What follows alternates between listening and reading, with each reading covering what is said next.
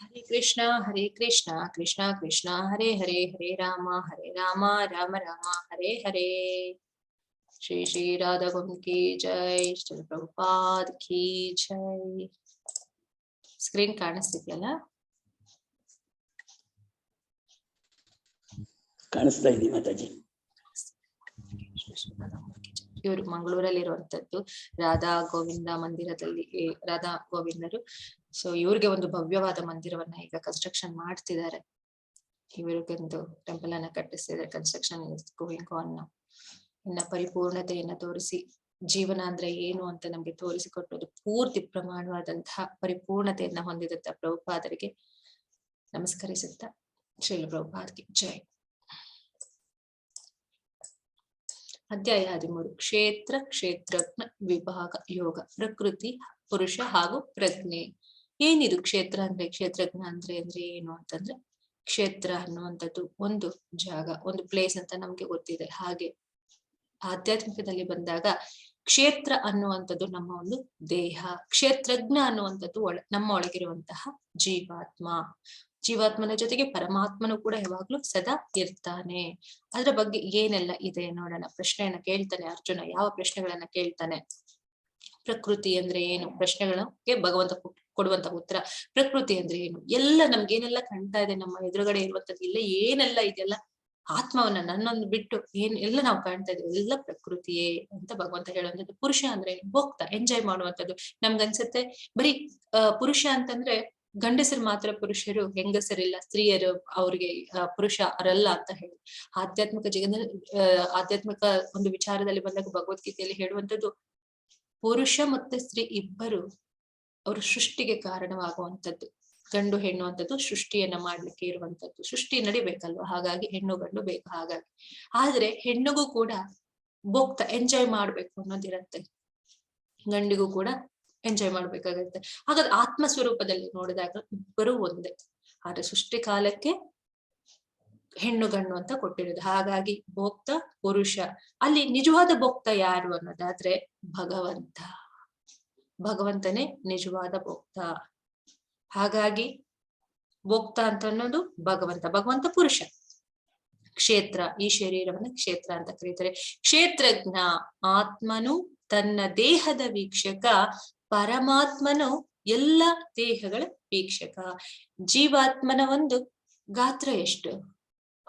ಶ್ವೇತಾಶ್ವರರ ಉಪನಿಷತ್ತಿನಲ್ಲಿ ಹೇಳುವುದು ಹೇಗೆ? 10,000 ಒಂದು ಕೂದಲ ಮನೆಯ 10,000 ಭಾಗದಲ್ಲಿ ಒಂದು ಭಾಗ. ಇನ್ನಿಷ್ಟು ಚಿಕ್ಕದಿರಬಹುದು, ನಾವು ಊಹಿಸ್ಲಿಕ್ಕೂ ಸಾಧ್ಯ ಇಲ್ಲ.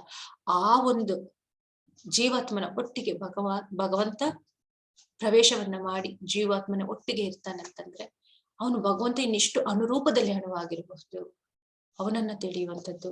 ಹಾಗಾಗಿ ಎಲ್ಲ ಜೀವರಾಶಿಗಳಲ್ಲೂ ಪರಮಾತ್ಮ ಇದ್ದಾನೆ. ನಮ್ಮ ಒಂದು ದೇಹದಲ್ಲಿ, ನಮ್ಮ ಒಂದು ಕ್ಷೇತ್ರದಲ್ಲಿ ನಾವು ಮಾತ್ರ, ನಮಗೆ ಆ ಒಂದು ಕ್ಷೇತ್ರದ ಬಗ್ಗೆ ಮಾತ್ರ ಜ್ಞಾನ ಗೊತ್ತು. ಭಗವಂತನಿಗೆ ಇಡೀ ಜೀವರಾಶಿಗಳ ಬಗ್ಗೆ, ಇಡೀ ಸಂಕುಲ, ಜೀವರಾಶಿಗಳ ಸಂಕುಲ ಎಲ್ಲದರ ಬಗ್ಗೆ ಭಗವಂತನಿಗೆ ಅರಿವಿದೆ. ಅದು ಪರಮಾತ್ಮ. ಜೀವಾತ್ಮ ಅಂದ್ರೆ ನಮ್ಮ ದೇಹದ ಬಗ್ಗೆ ಮಾತ್ರ ನಮ್ಗೆ ಪೂರ್ತಿಯಾಗಿ ಗೊತ್ತಿಲ್ಲ, ಸ್ವಲ್ಪ ಮಟ್ಟಿಗೆ ಗೊತ್ತು. ಜ್ಞಾನ, ಕ್ಷೇತ್ರ ಮತ್ತು ಕ್ಷೇತ್ರಜ್ಞನ ಅರ್ಥೈಸಿಕೊಳ್ಳುವುದು. ಏನದು ಜ್ಞಾನ ಅಂದ್ರೆ, ನಾನು ಕ್ಷೇತ್ರ ದೇಹವಾಗಿದ್ದೇನೆ, ಹಾಗಾದ್ರೆ ಕ್ಷೇತ್ರ ಪರಮಾತ್ಮ ಮತ್ತು ಜೀವಾತ್ಮ ಇಬ್ಬರು ಇದ್ದಾರೆ. ಜ್ಞೇಯ, ಜ್ಞಾನದ ಗುರಿ. ಹಾಗಾದ್ರೆ ನನ್ನ ಗುರಿ ಏನು ಅಂತಂದ್ರೆ ಆ ಭಗವಂತನನ್ನ ಅರ್ಥ ಮಾಡ್ಕೊಳ್ಳೋದು. ಯಾವ ರೀತಿ ಅರ್ಥ ಮಾಡ್ಕೊಳ್ಳೋದು? ನನ್ನ ದೇಹದಲ್ಲಿ ಆತ್ಮ ಸ್ವರೂಪಿಯಾಗಿ ನಾನಿದ್ದೇನೆ, ನನ್ನೊಳಗೆ ಪರಮಾತ್ಮನಿದ್ದಾನೆ. ಹಾಗಾದ್ರೆ ಬೇರೆ ಒಂದು ಜೀವರಾಶಿಯಲ್ಲೂ ಕೂಡ, ಬೇರೆ ಜೀವಿಗಳಲ್ಲೂ ಕೂಡ ಆ ಭಗವಂತನಿದ್ದಾನೆ ಅನ್ನುವಂಥದ್ದು ತಿಳ್ಕೊಳ್ಳುವುದು, ಅರಿವನ್ನ ಮಾಡ್ಕೊಳ್ಳುವಂಥದ್ದು ನಮ್ಮ ಗುರಿ ಆಗ್ಬೇಕು. ಆ ಗುರಿ ಮಾಡ್ಕೊಂಡಾಗ ಯಾರಲ್ಲೂ ಶತ್ರುತ್ವ ಇಲ್ಲ, ಯಾರಲ್ಲೂ ಮಿತ್ರತ್ವ ಇಲ್ಲ, ಎಲ್ಲದರಲ್ಲೂ ಪ್ರೇಮ ಭಾವನೆ, ಎಲ್ಲದರಲ್ಲೂ ಸ್ನೇಹ ಭಾವನೆಯನ್ನ ನಾವು ಬೆಳೆಸ್ಕೊಳ್ಳಲಿಕ್ಕೆ ಪ್ರಯತ್ನವನ್ನ ಮಾಡ್ತೀವಿ. ಹಾಗೇನಾಗತ್ತೆ, ನಿಶೇಷವಾಗ್ತೀವಿ. ನಮ್ಮಲ್ಲಿ ಯಾವ ಒಂದು ಶೇಷವೂ ಇರಲ್ಲ. ಶೇಷ ಇದ್ದಾಗ ಏನಾಗತ್ತೆ, ಮತ್ತೆ ಹುಟ್ಟಿ ಬರ್ತೀವಿ. ಶೇಷವೇ ಇಲ್ಲ ಅಂತಂದಾಗ, ಬೇಕು ಬೇಡಗಳೇ ಇಲ್ಲ ಅಂತ ನಿಂತೋದಾಗ ನಾವು ಹುಟ್ಟಿ ಬರ್ಲಿಕ್ಕೆ ಸಾಧ್ಯವೇ ಇಲ್ಲ. ಸರ್ವೇಂದ್ರಿಯಾಭ್ಯಾಸಂ ಸರ್ವೇಂದ್ರಿಯಾಭಿವರ್ಜಿತಂ ಅಸಕ್ತಂ ಸರ್ವಚೈವ ನಿರ್ಗುಣಂ ಗುಣಭೋಕ್ತೃ ಚ. ಪರಮಾತ್ಮನು ಎಲ್ಲ ಇಂದ್ರಿಯಗಳ ಆದಿಮೂಲ ಆದರೂ ಆತನಿಗೆ ಇಂದ್ರಿಯಗಳಿಲ್ಲ. ಆತನು ಎಲ್ಲಾ ಜೀವರಾಶಿಗಳನ್ನು ಪಾಲಿಸುವವನಾದರೂ ನಿರಾಸಕ್ತನು. ಆತನು ನಿರ್ಗುಣದ ಗುಣಗಳನ್ನು ಮೀರಿದವನು. ಅದೇ ಕಾಲದಲ್ಲಿ ನಿಸರ್ಗದ ಎಲ್ಲ ಗುಣಗಳ ಪ್ರಭು. ಭಗವಂತ ಎಲ್ಲ ಜೀವರಾಶಿಗಳಿಗೆ ಏನೆಲ್ಲ ಬೇಕದನ್ನೆಲ್ಲ ಮಾಡಿದ್ದಾನೆ. ಎಲ್ಲವನ್ನು ಸೃಷ್ಟಿ ಮಾಡಿರುವಂತದ್ದವನೇ. ಎಲ್ಲ ಇಂದ್ರಿಯಗಳ ಆದಿಮೂಲವೂ ಕೂಡ ಅವನೇ ಆಗಿದ್ದಾನೆ. ಆದರೆ ಅವನಿಗೆ ಇಂದ್ರಿಯಗಳಿಲ್ಲ, ಅವನಿಗೇನ್ ತೃಪ್ತಿ ಮಾಡ್ಕೋಬೇಕು ಅನ್ನೋದಿಲ್ಲ, ಯಾವ್ದೋ ಒಂದು ಇಂದ್ರಿಯ ತೃಪ್ತಿಗೋಸ್ಕರ ಅವನೇನು ಮಾಡಲ್ಲ. ಸೃಷ್ಟಿಯನ್ನೆಲ್ಲ ಮಾಡಿ ತಟಸ್ಥನಾಗಿದ್ದಾನೆ, ನನಗೆ ಏನೋ ಬೇಡ. ಆದ್ರೆ ಸೃಷ್ಟಿ ಮಾಡಿರೋದು ಯಾರು? ತಾನೇ ಭಗವಂತ. ಎಲ್ಲ ಜೀವರಾಶಿಗಳನ್ನು ಪಾಲಿಸುವನಾದರೂ ನಿರಾಸಕ್ತಿ. ಎಲ್ಲವೂ ನಡೀತಾ ಇದೆ ಸೃಷ್ಟಿಯಲ್ಲಿ, ಯಾವ್ದು ನಿಂತೋಗಿಲ್ಲ. ಸೂರ್ಯ ಬರ್ತಿದ್ದಾನೆ, ಚಂದ್ರ ಬರ್ತಿದ್ದಾನೆ, ಕಾಲಕ್ಕೆ ಮಳೆಗೆ ಏನೆಲ್ಲ ಬೇಕು ಸೃಷ್ಟಿಯಲ್ಲಿ, ನಿಸರ್ಗದಲ್ಲಿ ಏನೆಲ್ಲ ನಡೀತಾ ಇದೆ ಎಲ್ಲವೂ ನಡೀತಾ ಇದೆ. ಆದ್ರೆ ಯಾವುದಕ್ಕೂ ಅಂಟದಾಗಿದ್ದಾನೆ, ಆತನ ನಿಸರ್ಗದ ಗುಣಗಳನ್ನು ಮೀರಿದನು. ಅವನಿಗೆ ಯಾವುದೇ ರೀತಿಯ ಗುಣಗಳು, ಸತ್ವ, ರಾಜಸಿಕ, ಇನ್ನೊಂದು ಯಾವ ಗುಣನೂ ಇಲ್ಲ. ಯಾರ ಮೇಲೆ ಯಾವ ಭೇದವೂ ಇಲ್ಲ, ಯಾವ ಭಾವವೂ ಇಲ್ಲ, ಯಾವುದೇ ರೀತಿಯಾದಂತಹ ಅಭಿಪ್ರಾಯವೂ ಇಲ್ಲ. ಸಮಚಿತ್ತನಾಗಿದ್ದಾನೆ, ಸ್ಥಿತಪ್ರಜ್ಞ, ಅವನು ಎಲ್ಲದರಿಂದ ಮುಕ್ತನಾಗಿದ್ದಾನೆ. ಅದೇ ಕಾಲದಲ್ಲಿ ನಿಸರ್ಗದ ಎಲ್ಲ ಗುಣಗಳ ಪ್ರಭು. ಸೃಷ್ಟಿ ಮಾಡಿದವನ್ಯಾರು? ಆ ಭಗವಂತನೇ. ಇದನ್ನ ನಾವು ತಿಳ್ಕೋಬೇಕು. ಅದು ಮನುಷ್ಯರಿಗೆ ಅಲ್ಲ, ಎಲ್ಲ ಜೀವರಾಶಿಗಳಿಗೂ ಕೂಡ. ಇತಿ ಕ್ಷೇತ್ರಂ ತಜ್ಞಾನೇಯಂ ಚೋಕ್ತಾಸಾಂ ಸತಃ ಮದ್ಭಕ್ತ ಏತದ್ ವಿಜಾಯ ಮದ್ಭಾವಾಯೋಪಪದ್ಯತೆ. ಹೀಗೆ ನಾನು ಕ್ಷೇತ್ರ ಅಂದ್ರೆ ದೇಹ, ಜ್ಞಾನ ಮತ್ತು ಜ್ಞಾನಕ್ಕೆ ನಿಲುಕುವುದು ಎಂದರೆ ಜ್ಞೇಯ, ಇವನ್ನು ಸಂಗ್ರಹವಾಗಿ ಎಳಿದ್ದಾಯಿತು. ನನ್ನ ಭಕ್ತರು ಮಾತ್ರ ಇದನ್ನು ಪರಿಪೂರ್ಣವಾಗಿ ಪೂರ್ಣವಾಗಿ ಅರ್ಥ ಮಾಡಿಕೊಂಡು ನನ್ನ ಸ್ವಭಾವವನ್ನು ಪಡೆಯುತ್ತಾರೆ. ಈಗ ಭಗವಂತ ಏನ್ ಹೇಳ್ತಾ ಇದ್ದಾನೆ, ಕ್ಷೇತ್ರಜ್ಞ ಅಂದ್ರೇನು, ಸೃಷ್ಟಿ ಕಾರಣವಾಗಿರುವಂತದ್ದು ಏನು, ಎಲ್ಲೂ ಅಂತೂ ಹೇಳಿದ್ದಾಯ್ತು. ಇದನ್ನ ಅರ್ಥ ಯಾರು ಮಾಡ್ಕೊಳ್ತಾರೆ ಅಂದ್ರೆ ಭಕ್ತನಾದವನು ಮಾತ್ರ ಅರ್ಥ ಮಾಡ್ಕೊಳ್ಳಿಕ್ಕೆ ಸಾಧ್ಯ. ನಿರಾಕಾರವಾದಿಗಳು, ಇನ್ನು ಮಾಯವಾದಿಗಳು, ಹಠಯೋಗವನ್ನ ಮಾಡುವಂತವರು ಕಾಲಕ್ಷೇಪವನ್ನ ಮಾಡ್ತಿದ್ದಾರೆ, ಇವ್ರಿಗೆಲ್ಲ ಇದೆಲ್ಲ ಅರ್ಥ ಆಗ್ಲಿಕ್ಕೆ ಸಾಧ್ಯ ಇಲ್ಲ. ಅದು ಯಾವಾಗ ಅರ್ಥ ಆಗುತ್ತೆ? ಅವ್ರೆಷ್ಟೋ ಜನ್ಮಗಳನ್ನ ಎತ್ತಬೇಕು. ನಾವು ಹಿಂದಿನ ಕ್ಲಾಸಲ್ಲಿ ನೋಡಿ, ಬಹುನಾಂ ಜನ್ಮನಾಮತೆ ಜ್ಞಾನವಾನ್ ಪ್ರಬದ್ಧತೆ ವಾಸುದೇವಂ ಸರ್ವಮಿತಿ ಸಮಾತ್ಮ ಸುದರ್ಲಭ. ಎಷ್ಟೋ ಕೋಟಿ ಜನ್ಮಗಳನ್ನ ಅವನು ಕಳೆದ ಮೇಲೆ ಮಾತ್ರ ಅವನಿಗೆ ಅರ್ಥ ಆಗತ್ತೆ ವಾಸುದೇವನೇ ಸರ್ವಮಿತಿ ಅಂತ. ಮಹಾತ್ಮನು ಹಾಗೆ ಅರ್ಥ ಮಾಡ್ಕೊಳ್ಳವನು ದುರ್ಲಭ ಅಂತ, ಅವ್ನು ಸಿಗೋದಕ್ಕೆ ದುರ್ಲಭ. ಅಂತ ದುರ್ಲಭದಲ್ಲಿ ನಾವೆಷ್ಟು ಅದೃಷ್ಟವಂತರು. ನಾವಿವತ್ತು ಆ ಭಗವಂತನ ಬಗ್ಗೆ ಅರ್ಥ ಮಾಡ್ಕೊಳ್ಳಲಿಕ್ಕೆ ಬಂದಿದ್ದೇವೆ. ಭಗವಂತ ಹೇಗಿದ್ದಾನೆ ಅಂತಂದ್ರೆ, ಒಂದೇ ಮರದ ಕೊಂಬೆ ಮೇಲೆ ಕುಳಿತಿರುವ ಎರಡು ಹಕ್ಕಿಗಳಾಗೆ, ಒಂದು ಹಕ್ಕಿ ನಾವಾಗಿದ್ದೀವಿ, ಇನ್ನೊಂದು ಹಕ್ಕಿ ಭಗವಂತನಾಗಿದ್ದಾನೆ. ಅಂದ್ರೆ ನಮಗೆ ನಾವು ಅರ್ಥ ಮಾಡ್ಕೊಳ್ಳಿದ್ರೆ ನಾವೇನ್ ಮಾಡ್ತಾ ಇದೀವಿ? ಉಪ್ಪು, ಖಾರ, ಹುಳಿ, ಸಂಕಟ, ದುಃಖ ಎಲ್ಲವನ್ನು ಅನುಭವಿಸ್ತಾ ಇದೀವಿ. ಭಗವಂತ ಕಾಯ್ತಾ ಇದ್ದಾನೆ, ನನ್ನ ಕಡೆ ನೀನ್ ಯಾವಾಗ ಮುಖ ಮಾಡ್ತೀನಿ ಅಂತ. ನಾವೇನ್ ಮಾಡ್ತಾ ಇದೀವಿ? ಮುಖ ನೋಡದೆ ಈ ಕಡೆ ತಿರ್ಕೊಂಡಿದೀವಿ. ನಾನ್ ನಿನ್ ಮುಖ ನೋಡಲ್ಲ, ನನ್ಗಿದೇ ಚೆನ್ನಾಗಿದೆ ಅಂತ. ಇಂದ್ರನ ಕತೆ ಕೂಡ ನಾನು ಹೇಳಿದೆ, ಹೇಗೆ ಬ್ರಹ್ಮನಿಂದ ಶಾಪಗ್ರಸ್ತನಾದಂತಹ ಇಂದ್ರ ಹಂದಿಯ ಒಂದು ದೇಹವನ್ನ ಧಾರಣೆಯನ್ನ ಮಾಡ್ಕೊಳ್ತಾನೆ. ಬ್ರಹ್ಮ ಒಂದು ಕರೆಯುವಂತದ್ದು, ಏ ಇಂದ್ರ, ನೀನ್ ಇಲ್ಲಿ ಚೆನ್ನಾಗಿಲ್ಲಪ್ಪ, ನೀನ್ ಬಾಪ, ನೀನ್ ಹೋಗೋಣ ಅಂತಂದ್ರೆ ಇಂದ್ರ ಹೇಳು, ಏ ಬ್ರಹ್ಮ, ನಾನ್ ತುಂಬಾ ಚೆನ್ನಾಗಿದ್ದೀನಪ್ಪ, ನೀನ್ ನನ್ನ ಕರಿಬೇಡ, ನಾನು ಇಲ್ಲಿ ಸಂತೋಷವಾಗಿದ್ದೀನಿ, ನನ್ನ ಹೆಂಡತಿ, ನನ್ನ ಮಕ್ಕಳ ಜೊತೆ ನಾನು ಸಂತೋಷವಾಗಿದ್ದೀನಿ, ನನ್ನ ಕರಿಬೇಡ ಅಂತ. ಯಾಕೆ ಅಂತಂದ್ರೆ ಆ ದೇಹ ಧಾರಣೆಯನ್ನ ಮಾಡಿದ ತಕ್ಷಣ ಅವನಿಗೆ ಗೊತ್ತಾಗ್ಬಿಡುತ್ತೆ, ಆ ಒಂದು ಆ ಬಾಡಿಯಲ್ಲಿ ಏನಾಗುತ್ತೆ, ಅಲ್ಲೇ ಸುಖ ಶಾಂತಿಯನ್ನ ಸುಖವನ್ನ ಕಾಣ್ಕೊಳ್ಳಲಿಕ್ಕೆ ಪ್ರಯತ್ನವನ್ನ ಮಾಡ್ತಾ ಇರ್ತಾನೆ. ಅದನ್ನ ಹೊರಗಡೆ ಬರ್ಲಿಕ್ಕೆ ಸಾಧ್ಯ ಇಲ್ಲ. ಅಷ್ಟು ದೊಡ್ಡ ಪದವಿಯಲ್ಲಿರೋ ಇಂದ್ರನಿಗೆ ಅದು ಗೋಚರವಾಗಿಲ್ಲ ಅಂದ್ರೆ ತೃಣ ಮಾತ್ರವಾಗಿರುವಂತಹ ನಾವುಗಳು ಮಾನವರು ನಮ್ಗೆ ಎಷ್ಟು ಮಾತ್ರ ಅರ್ಥ ಆಗುತ್ತೆ. ಅದಕ್ಕೆ ಭಗವಂತ ಹೇಳುವಂತದ್ದು, ಇಷ್ಟೆಲ್ಲ ತಿಳ್ಕೋಬೇಕು ಅಂತಂದ್ರೆ ನಿಜವಾಗ್ಲೂ ಭಕ್ತಿ ಇರೋನು ಭಗವಂತನಿಗೆ, ಆದ್ರೆ ಭಕ್ತನಿಗೆ ಮಾತ್ರ ಅದು ಅರ್ಥ ಆಗತ್ತೆ ಅಂತ ಭಗವಂತ ಇಲ್ಲಿ ಹೇಳ್ತಾ ಇದ್ದಾರೆ. ಪ್ರಕೃತಿಂ ಪುರುಷ ಚೈವ ವಿದ್ಯಾನಾದಿ ಉಭಾವಪಿ ವಿಕಾರಂಶ ಗುಣಂಶ್ಚೈವ ಇತ್ತಿ ಪ್ರಕೃತಿ ಸಂಭವನ್. ಪ್ರಕೃತಿ ಮತ್ತು ಜೀವಿಗಳು ಅನಾದಿ, ಯಾವಾಗ್ಲೂ ಶಾಶ್ವತವಾಗಿರುತ್ತದೆ. ಭೂತ ಭವಿಷ್ಯತ್ ವರ್ತಮಾನ ಕಾಲಗಳಲ್ಲೂ ಇರುವಂತವರು ಅವರು. ಅವ್ರ ಮಾರ್ಪಾಡುಗಳು, ಗುಣಗಳು ಪ್ರಕೃತಿಯಿಂದ ಆದವು. ಈ ಒಂದು ಸ್ವಭಾವ ಏನಿದೆ, ಈ ಭೌತಿಕ ಜಗತ್ತಿನ ಸ್ವಭಾವ ಏನಂತಂದ್ರೆ ಗುಣ. ಈ ಪ್ರಪಂಚಕ್ಕೆ, ಭೌತಿಕ ಜಗತ್ತಿಗೆ ಯಾರು ಬರ್ತಾರೆ, ಆ ಗುಣಗಳಿಂದ ಅವ್ರೇನಾಗ್ತಾರೆ, ಪ್ರಭಾವಿತರಾಗ್ತಾರೆ. ಯಾಕಂದ್ರೆ ಅದರ ಒಂದು ಗುಣವೇ ಅದು, ಇಲ್ಲಿರುವಂತಹ ಗುಣವೇ ಅದು. ಈ ಭೌತಿಕ ಜಗತ್ತಿಗೆ ಬಂದ್ರೆ ಈ ಗುಣಗಳಲ್ಲಿ ಯಾವ್ದೋ ಒಂದು ಗುಣಕ್ಕೆ ನಾವು ಅಂಟ್ಕೊಳ್ಳೋದು ಆ ಗುಣವೇ ಆಗ್ಬಿಟ್ಟಿದೆ. ಹಾಗಾಗಿ ಭಗವಂತ ಹೇಳೋದು, ಬೇಡ ನೀವ್ ಹೋಗ್ಬೇಡ. ಆದ್ರೆ ನಾವೇನ್ ಮಾಡ್ತೀವಿ, ಇಲ್ಲ ನಾನು ಹೋಗ್ತೀನಿ, ನನ್ಗೆ ಅಲ್ಲೇ ಚೆನ್ನಾಗಿದೆ. ಅಪ್ಪ ಎಷ್ಟೋ ಮಗನಿಗೆ ಹೇಳ್ತಾರೆ, ಬೇಡಪ್ಪ ನೀವ್ ಒಬ್ನೇ ಹೋಗ್ಬೇಡ, ನೀನ್ ಒಬ್ನೇ ಬದುಕೋದಕ್ಕೆ ಕಷ್ಟ ಆಗತ್ತೆ ಅಂತ. ಆದ್ರೆ ನಾವೇನ್ ಮಾಡ್ತೀವಿ, ಆ ಮಗ ಏನ್ ಮಾಡ್ತಾನೆ, ಇಲ್ಲ ನಾನು ಹೋಗ್ಲೇಬೇಕು, ನನ್ಗೆ ಅಲ್ಲೇ ಚೆನ್ನಾಗಿದೆ, ನಾನ್ ಬದುಕ್ತೀನಿ ಇಲ್ಲ ಅಂದ್ರು ಕೂಡ ಅನ್ನ ಹಠ ಮಾಡಿ ಅವ್ನು ಪಡಬಾರ್ದು ಕಷ್ಟ ಬೀಳ್ತಾನೆ. ಅಲ್ಲಿ ಸುಖವಾಗಿತ್ತು, ಮನೆ ಇತ್ತು, ಅಪ್ಪ ಖರ್ಚಿಗೆ ದುಡ್ಡು ಕೊಡ್ತಿದ್ದ, ಗಾಡಿ ಪೆಟ್ರೋಲ್ ಹಾಕ್ಸ್ತಿದ್ದ, ಅಮ್ಮ ಊಟ ಅಡಿಗೆ ಎಲ್ಲ ಮಾಡ್ಕೊಂಡವಳು, ಎಲ್ಲ ಚೆನ್ನಾಗಿತ್ತು. ಆದ್ರೆ ಅದನ್ನೆಲ್ಲ ನೋಡಿ ಅನುಭವಿಸಿ ಏನಾಯ್ತು, ನಮ್ಗೆ ಬೇಡ, ನಾನು ಒಬ್ನೇ ಬದುಕ್ತೀನಿ, ನಾನು ಸ್ವತಂತ್ರವಾಗಿ ಬದುಕ್ಬೇಕು ಅಂತ ಅವನೇ ಹೊರಗಡೆ ಬಂದ. ಏನಾಯ್ತು, ಎಲ್ಲರಿಗೂ ಗೊತ್ತಿರುವಂತದ್ದು ಏನಾಗತ್ತೆ ಅಂತ. ಬುದ್ಧಿವಂತನಾದ್ರೆ ಬದುಕ್ತಾನೆ, ಇಲ್ಲಾಂದ್ರೆ ಅಧೋಗತಿಗೆ ಹೋಗ್ತಾನೆ. ಹಾಗೆ ನಾವು ಕೂಡ ಭಗವಂತ ಎಷ್ಟೋ ಹೇಳಿದ್ರು ಕೂಡ ಬೇಡ ಅಂತೇಳಿ ನಾವೇ ಇದನ್ನ ತಗೊಂಡಿದೀವಿ. ಎಲ್ಲಾ ಈ ಪ್ರಕೃತಿಯ ಗುಣಗಳಿಂದನೇ ಆಗ್ತಾ ಇದೆ. ಆ ಪ್ರಕೃತಿಯ ಗುಣಗಳಿಂದ ಆದ್ರೆ ಅಹಂಕಾರದಿಂದ ನಾವೇನ್ ಹೇಳ್ತೀವಿ, ಪ್ರಕೃತೈವ ಚ ಕರ್ಮಾಣಿ ಕ್ರಿಯಮಾಣಾನಿ ಸರ್ವಶಾಯ ಪಶ್ಯಂತಿ ತದಾತ್ಮಾನಂ ಅಕರ್ತಾರಂ ಸ ಪಶ್ಯತಿ. ದೇಹವು ಎಲ್ಲ ಕರ್ಮಗಳನ್ನು ಮಾಡುತ್ತದೆ, ಅದು ಐಹಿಕ ಪ್ರಕೃತಿಯಿಂದಾಗಿದೆ. ತಾನು ಏನನ್ನು ಮಾಡುವುದಿಲ್ಲ ಎಂದು ಯಾರು ನೋಡಬಲ್ಲರೋ ಅವರೇ ನಿಜವಾಗಿ ನೋಡುತ್ತಾರೆ. ಹೊರಗಡೆ ಬಂದಿದೀವಿ, ಬಂದ್ಬಿಟ್ಟು ಏನ್ ಮಾಡ್ತಾ ಇದೀವಿ, ನನ್ನನ್ನು ಯಾರು ನೋಡಲ್ಲ ಅನ್ಕೊಂಡು ನಮ್ಗೆ ಇಷ್ಟ ಬಂದಾಗೆ ನಾವು ಬದುಕೋದಕ್ಕೆ ಪ್ರಯತ್ನವನ್ನ ಪಡ್ತಾ ಇದೀವಿ. ನಾನು, ನನ್ನದು, ನನ್ನ ಕುಟುಂಬ, ನನ್ನ ಒಂದು ಅಂಶ, ನನ್ನ ಒಂದು ಊರು, ನನ್ನದೊಂದು ರಾಜ್ಯ, ನನ್ನದೊಂದು ದೇಶ, ಪ್ರತಿಯೊಂದು ನಮ್ಮ ಮೇಲೆ ಅಂದ್ರೆ ನಾನು ಅಂತ ಪದಗಳ ಹಾಕೊಂಡು ಬದುಕ್ತಾ ಇದೀವಿ. ಅದನ್ನ ಯಾರು ನೋಡ್ತಾ ಇಲ್ಲ ಅನ್ಕೊಂಡ್ರು ಕೂಡ ಭಗವಂತ ನಮ್ಮ ಒಳಗಡೆ ಇದೀವಿ, ಕ್ಷೇತ್ರಜ್ಞನಾಗಿ ಒಳಗಡೆ ಇದ್ದಾನೆ. ನಾವು ಮಾಡುವಂತ ಆಲೋಚನೆಗಳು ಕೂಡ ಅವನಿಗೆ ಅರ್ಥ ಆಗತ್ತೆ, ಯಾರಿಗೂ ಹೇಳಬೇಕಾಗಿಲ್ಲ, ಅವನೆಲ್ಲವನ್ನ ಅರ್ಥ ಮಾಡ್ಕೊಳ್ತಾನೆ. ಅಂದ್ರೆ ನಾವು ಮೂಢಾತ್ಮರಾಗಿದ್ದೀವಿ, ಏನಂದ್ರೆ ಭಗವಂತನಿಗೆ ಇದೆಲ್ಲ ಅರ್ಥವಾಗೋದಿಲ್ಲ, ಆದ್ರೆ ಯಾರು ನನ್ನ ನೋಡೋದಿಲ್ಲ ಅಂತ ಅವನು ಅನ್ಕೊಳ್ತಾನೆ. ಆದ್ರೆ ಭಗವಂತ ನೋಡ್ತಾನೆ ಇರ್ತಾನೆ. ಕ್ಷೇತ್ರಜ್ಞ ಯೋರೇವಂ ಅನಂತರಂ ಜ್ಞಾನ ಚಕ್ಷುಷ ಭೂತ ಪ್ರಕೃತಿ ಮೋಕ್ಷಂ ಚ ಏವಿ ದುರ್ಯಾಂತಿ ತೇ ಪರಂ. ಜ್ಞಾನದ ಕಣ್ಣುಗಳಿಂದ ಕ್ಷೇತ್ರ ಮತ್ತು ಕ್ಷೇತ್ರಜ್ಞನ ನಡುವಣ ವ್ಯತ್ಯಾಸವನ್ನು ಕಾಣಬಲ್ಲವರು ಮತ್ತು ಐಹಿಕ ಪ್ರಕೃತಿಯಲ್ಲಿ ಬಂಧನದಿಂದ ಮೋಕ್ಷ ಪಡೆಯುವ ಪ್ರಕ್ರಿಯೆಯನ್ನು ಅರ್ಥ ಮಾಡಿಕೊಳ್ಳುವರು ಪರಮ ಗುರಿಯನ್ನು ಮುಟ್ಟುತ್ತಾರೆ. ಜ್ಞಾನದ ಕಣ್ಣುಗಳಿಂದ ಯಾರು ನಿಜವಾದ ಭಕ್ತಿಯನ್ನ ಮಾಡಿ, ನಿಜವಾದ ಒಂದು ಸರೆಂಡರ್ ಯಾರು ಭಗವಂತನಿಗೆ ಹಾಕ್ತಾರೆ, ಅವ್ರಿಗೆ ಗೊತ್ತಾಗತ್ತೆ ನಾನ್ ಯಾರು, ಪರಮಾತ್ಮ ಯಾರು. ನಾನ್ ಬಂದಿರೋದು ನನಗೆ ಟೆಂಪ್ರರಿ ಬಾಡಿಗೆ ಮನೆ ಇಲ್ಲಿದ್ದೇನೆ, ನಾನು ನಂದು ಸ್ವಂತ ಮನೆ ಅಲ್ಲ. ನಾನಿರುವಂತದ್ದು ಒಂದು ಸ್ವಲ್ಪ ದಿವಸ ಇದ್ದು ಈ ದಡದಿಂದ ಆ ದಡಕ್ಕೆ ನಾನು ಹೋಗ್ಲಿಕ್ಕೆ ಕೊಟ್ಟಿರುವಂತ ಉಪಾಧಿ ಇದಷ್ಟೇನೆ, ಒಂದು ದೋಣಿ. ಆ ದೋಣಿಯನ್ನ ಬಳಸ್ಕೊಂಡು ಹೋಗೋದ್ ಬಿಟ್ಟು ಇಲ್ಲೇ ಪರ್ಮನೆಂಟ್ ಆಗಿ ರಾಂಗ್ ಪ್ಲೇಸ್ಗೆ ಬಂದು ರೈಟ್ ಸೊಲ್ಯೂಷನ್ ಅನ್ನ ಹುಡುಕ್ತಾ ಕೂತ್ಕೊಂಡಿದೀವಿ.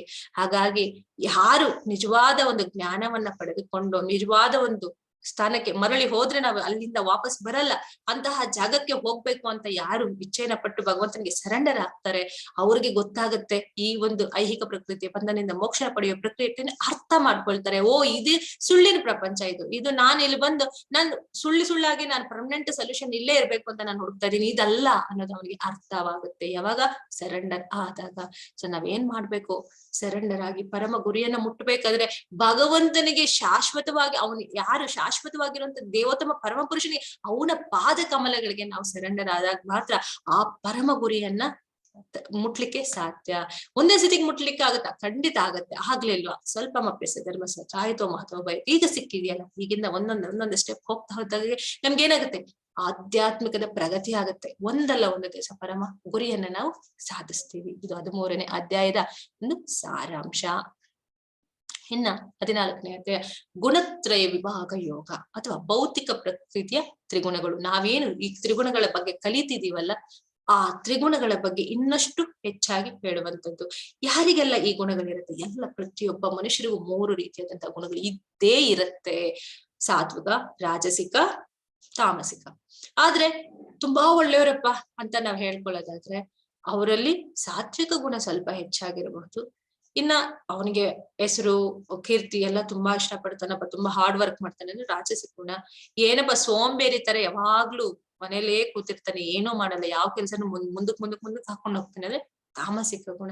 ಅಂದ್ರೆ ಈ 3 ರೀತಿಯಾದಂತಲ್ಲಿ ಯಾವ್ದು ಉತ್ತಮ ಅಂದ್ರೆ ನಮ್ಗನ್ಸುತ್ತೆ ಸಾತ್ವಿಕ ಗುಣ ಉತ್ತಮ ಅನ್ಸುತ್ತೆ. ಆದರೆ ಈ ಅಧ್ಯಾಯದಲ್ಲಿ ಹೇಳುವಂತದ್ದು ಈ 3 ಕೂಡ ಒಂದು ರೀತಿಯ ಬಂಧನವೇ. ಯಾಕಂದ್ರೆ ಭೌತಿಕ ಜಗತ್ತಲ್ಲೇ ಇದ್ದೀವಲ್ಲ, ಹಾಗಾಗಿ ಈ 3 ರೀತಿಯ ಬಂಧನವೇ. ಚಿನ್ನದ ಕೋಳದಲ್ಲಿ ನಮ್ಗೆ ಬಂಧಿಸಿದ್ರು ಕೂಡ ಬಂಧನವೇ, ಬೆಳ್ಳಿಯ ಕೊಳದಲ್ಲಿ ನಮ್ಗೆ ಬಂಧಿಸಿದ್ರು ಬಂಧನವೇ, ಕಬ್ಬಿಣದ ಕೊಡವನ್ನು ತೊಡಿಸಿ ಅಂದ್ರೆ ಬಂಧಿಸೋದು, ಪೊಲೀಸರು ಅದು ಕೊಡವನ್ನು ಹಾಕಿ ನಮ್ಗೆ ಬಂಧಿಸ್ತಾರಲ್ಲ, ಅದು ಕೂಡ ಒಂದು ರೀತಿಯ ಬಂಧನ. ಅಂದ್ರೆ ಚಿನ್ನ ಸರಿ, ಬೆಳ್ಳಿ ಸರಿ, ಕಬ್ಬಿಣ ಸರಿ, ಯಾವುದೇ ಸರಿ ಬಂಧನವೇ ಅದು. ಅದರಿಂದ ನಾವು ಮುಕ್ತಿಯನ್ನ ಪಡ್ಲಿಕ್ಕೆ ಬಹಳ ಕಷ್ಟ. ಆದ್ರೆ ಒಂದು ಉಪಾಯ ಇದೆ, ನಾವ್ ಯಾವಾಗ ಆಧ್ಯಾತ್ಮಿಕದ ಒಂದು ಅಭ್ಯಾಸವನ್ನ ಮಾಡಿ ನಾವು ಹಂತ ಹಂತವಾಗಿ ಪ್ರಗತಿಯನ್ನ ಕಾಣ್ತೀವಿ, ಅವಾಗ ಶುದ್ಧ ಸತ್ವದ ಕಡೆಗೆ ಹೋದಾಗ ಅಲ್ಲಿ ನಮ್ಗೆ ಭಗವಂತನ ದರ್ಶನವನ್ನ ಆಗುತ್ತೆ, ಅಥವಾ ಭಗವದ್ ಧಾಮಕ್ಕೆ ಹೋಗ್ಲಿಕ್ಕೆ ಆಗುತ್ತೆ. ವಸುದೇವ ಸ್ಥಿತಿ ಅಥವಾ ಶುದ್ಧ ಸತ್ವ ಇದಕ್ಕಿಂತ ಮೀರಿದ್ದು ಅದು ಎಲ್ಲಿದೆ ಅಂತಂದ್ರೆ ಆಧ್ಯಾತ್ಮಿಕ ಜಗತ್ತಿನಲ್ಲಿದೆ, ಗೋಲೋಕ. ನಾವ್ ಯಾವಾಗ ಮರಳಿ ದೇವೋತ್ತಮನ ಎಡೆಗೆ ಅಲ್ಲಿ ಹೋಗ್ಬೇಕು, ಗೋಲೋಕಕ್ಕೆ. ಭಗವಂತನಲ್ಲಿ ನಿತ್ಯ ನಿವಾಸಿಯಾಗಿದ್ದಾನೆ, ಶಾಶ್ವತವಾಗಿರುವಂತದ್ದು ನಮ್ಮ ಜಾಗ ಅದು, ಅಲ್ಲಿದೆ ನಮ್ಮ ಮನೆ, ಇಲ್ಲಿ ಬಂದಿ ಸುಮ್ಮನೆ ಹಾಗೆ ಇಲ್ಲಿ ಬಂದಿದ್ದೇವೆ. ಸೊ ಈ ಗುಣಗಳನ್ನ ಮೀರುವುದು ಹೇಗೆ ಅಂತಂದ್ರೆ ಭಗವಂತನಿಗೆ ಶರಣಾಗತರಾಗಿ ಯಾವಾಗ ಭಗವಂತನನ್ನ ಒಪ್ಪಿಕೊಳ್ತೇವೆ, ಭಗವಂತ ಹೇಳ್ತಾನೆ ಸರ್ವಯೋನಿಷು ಕೌಂತೆಯ ಮೂರ್ತಯ ಸಂಭವಂತಿಯ ತಾಸಂ ಬ್ರಹ್ಮ ಮಹದ್ಯೋನಿರಹಂ ಬೀಜ ಪ್ರದಾಪಿತ. ಕುಂತಿಯ ಮಗನಾದ ಅರ್ಜುನನೇ, ಜೀವಂತ ಪ್ರಾಣಿಗಳ ಎಲ್ಲಾ ವರ್ಗಗಳು ಇರುವುದು ಸಾಧ್ಯವಾಗುವುದು ಐಹಿಕ ಪ್ರಕೃತಿಯಲ್ಲಿ ಹುಟ್ಟುವುದರಿಂದ ನಾನೇ ಬೀಜವನ್ನು ನೀಡುವ ತಂದೆ ಇದನ್ನು ತಿಳಿಯಬೇಕು. ಭಗವಂತ ಹೇಳೋದು ಸರ್ವಯೋನಿಷು ಕೌಂತೆ, ಎಲ್ಲವೂ ನನ್ನಿಂದಲೇ ಬರುವಂತದ್ದು. ಅದು ಪ್ರಕೃತಿ, ಭಗವಂತ ಪುರುಷನಾಗಿದ್ದಾನೆ, ಪ್ರಕೃತಿ ತಾಯಿಯಾಗಿದ್ದಾಳೆ. ಅದಕ್ಕೆ ಗರ್ಭವನ್ನು ಧಾರಣೆಯನ್ನು ಮಾಡಿ ಗರ್ಭದಾಯಕ ಶಾಯಿಮಿಶ್ರವಾಗಿ ಎಲ್ಲವನ್ನು ಸೃಷ್ಟಿ ಮಾಡ್ತಾ ಇರುವಂತದ್ದು ಭಗವಂತ. ಹಾಗಾಗಿ ಹೇಳುವಂತದ್ದು ಭಗವಂತ ಸರ್ವಯೋನಿಷು ಕೌಂತೆ, ಎಲ್ಲರೂ ನನ್ನ ಮಕ್ಕಳೇ. ಅದಕ್ಕೆ ಎಲ್ಲದಕ್ಕೂ ಬೀಜವನ್ನು ಕೊಡುವ ತಂದೆ ನಾನೇ. ಭಗವಂತ ಹೇಳ್ತಾ ಇರುವಂತದ್ದು ಎಲ್ಲದಕ್ಕೂ ಕಾರಣವಾಗಿರುವಂತದ್ದು ನಾನೇ. ಸತ್ವಂ ರಜಸ್ತಂ ಇತಿ ಗುಣ ಪ್ರಕೃತಿ ಸಂಭವ ನಿಬದ್ಧಂತಿ ಮಹಾಬಾಹೋ ದೇಹಿ ದೇಹಿ ನಮ್ಮ ವ್ಯಯಂ. ಐಹಿಕ ಪ್ರಕೃತಿಯಲ್ಲಿ 3 ಗುಣಗಳಿವೆ, ಸತ್ವ, ರಜಸ್ಸು ಮತ್ತು ತಮಸ್ಸು.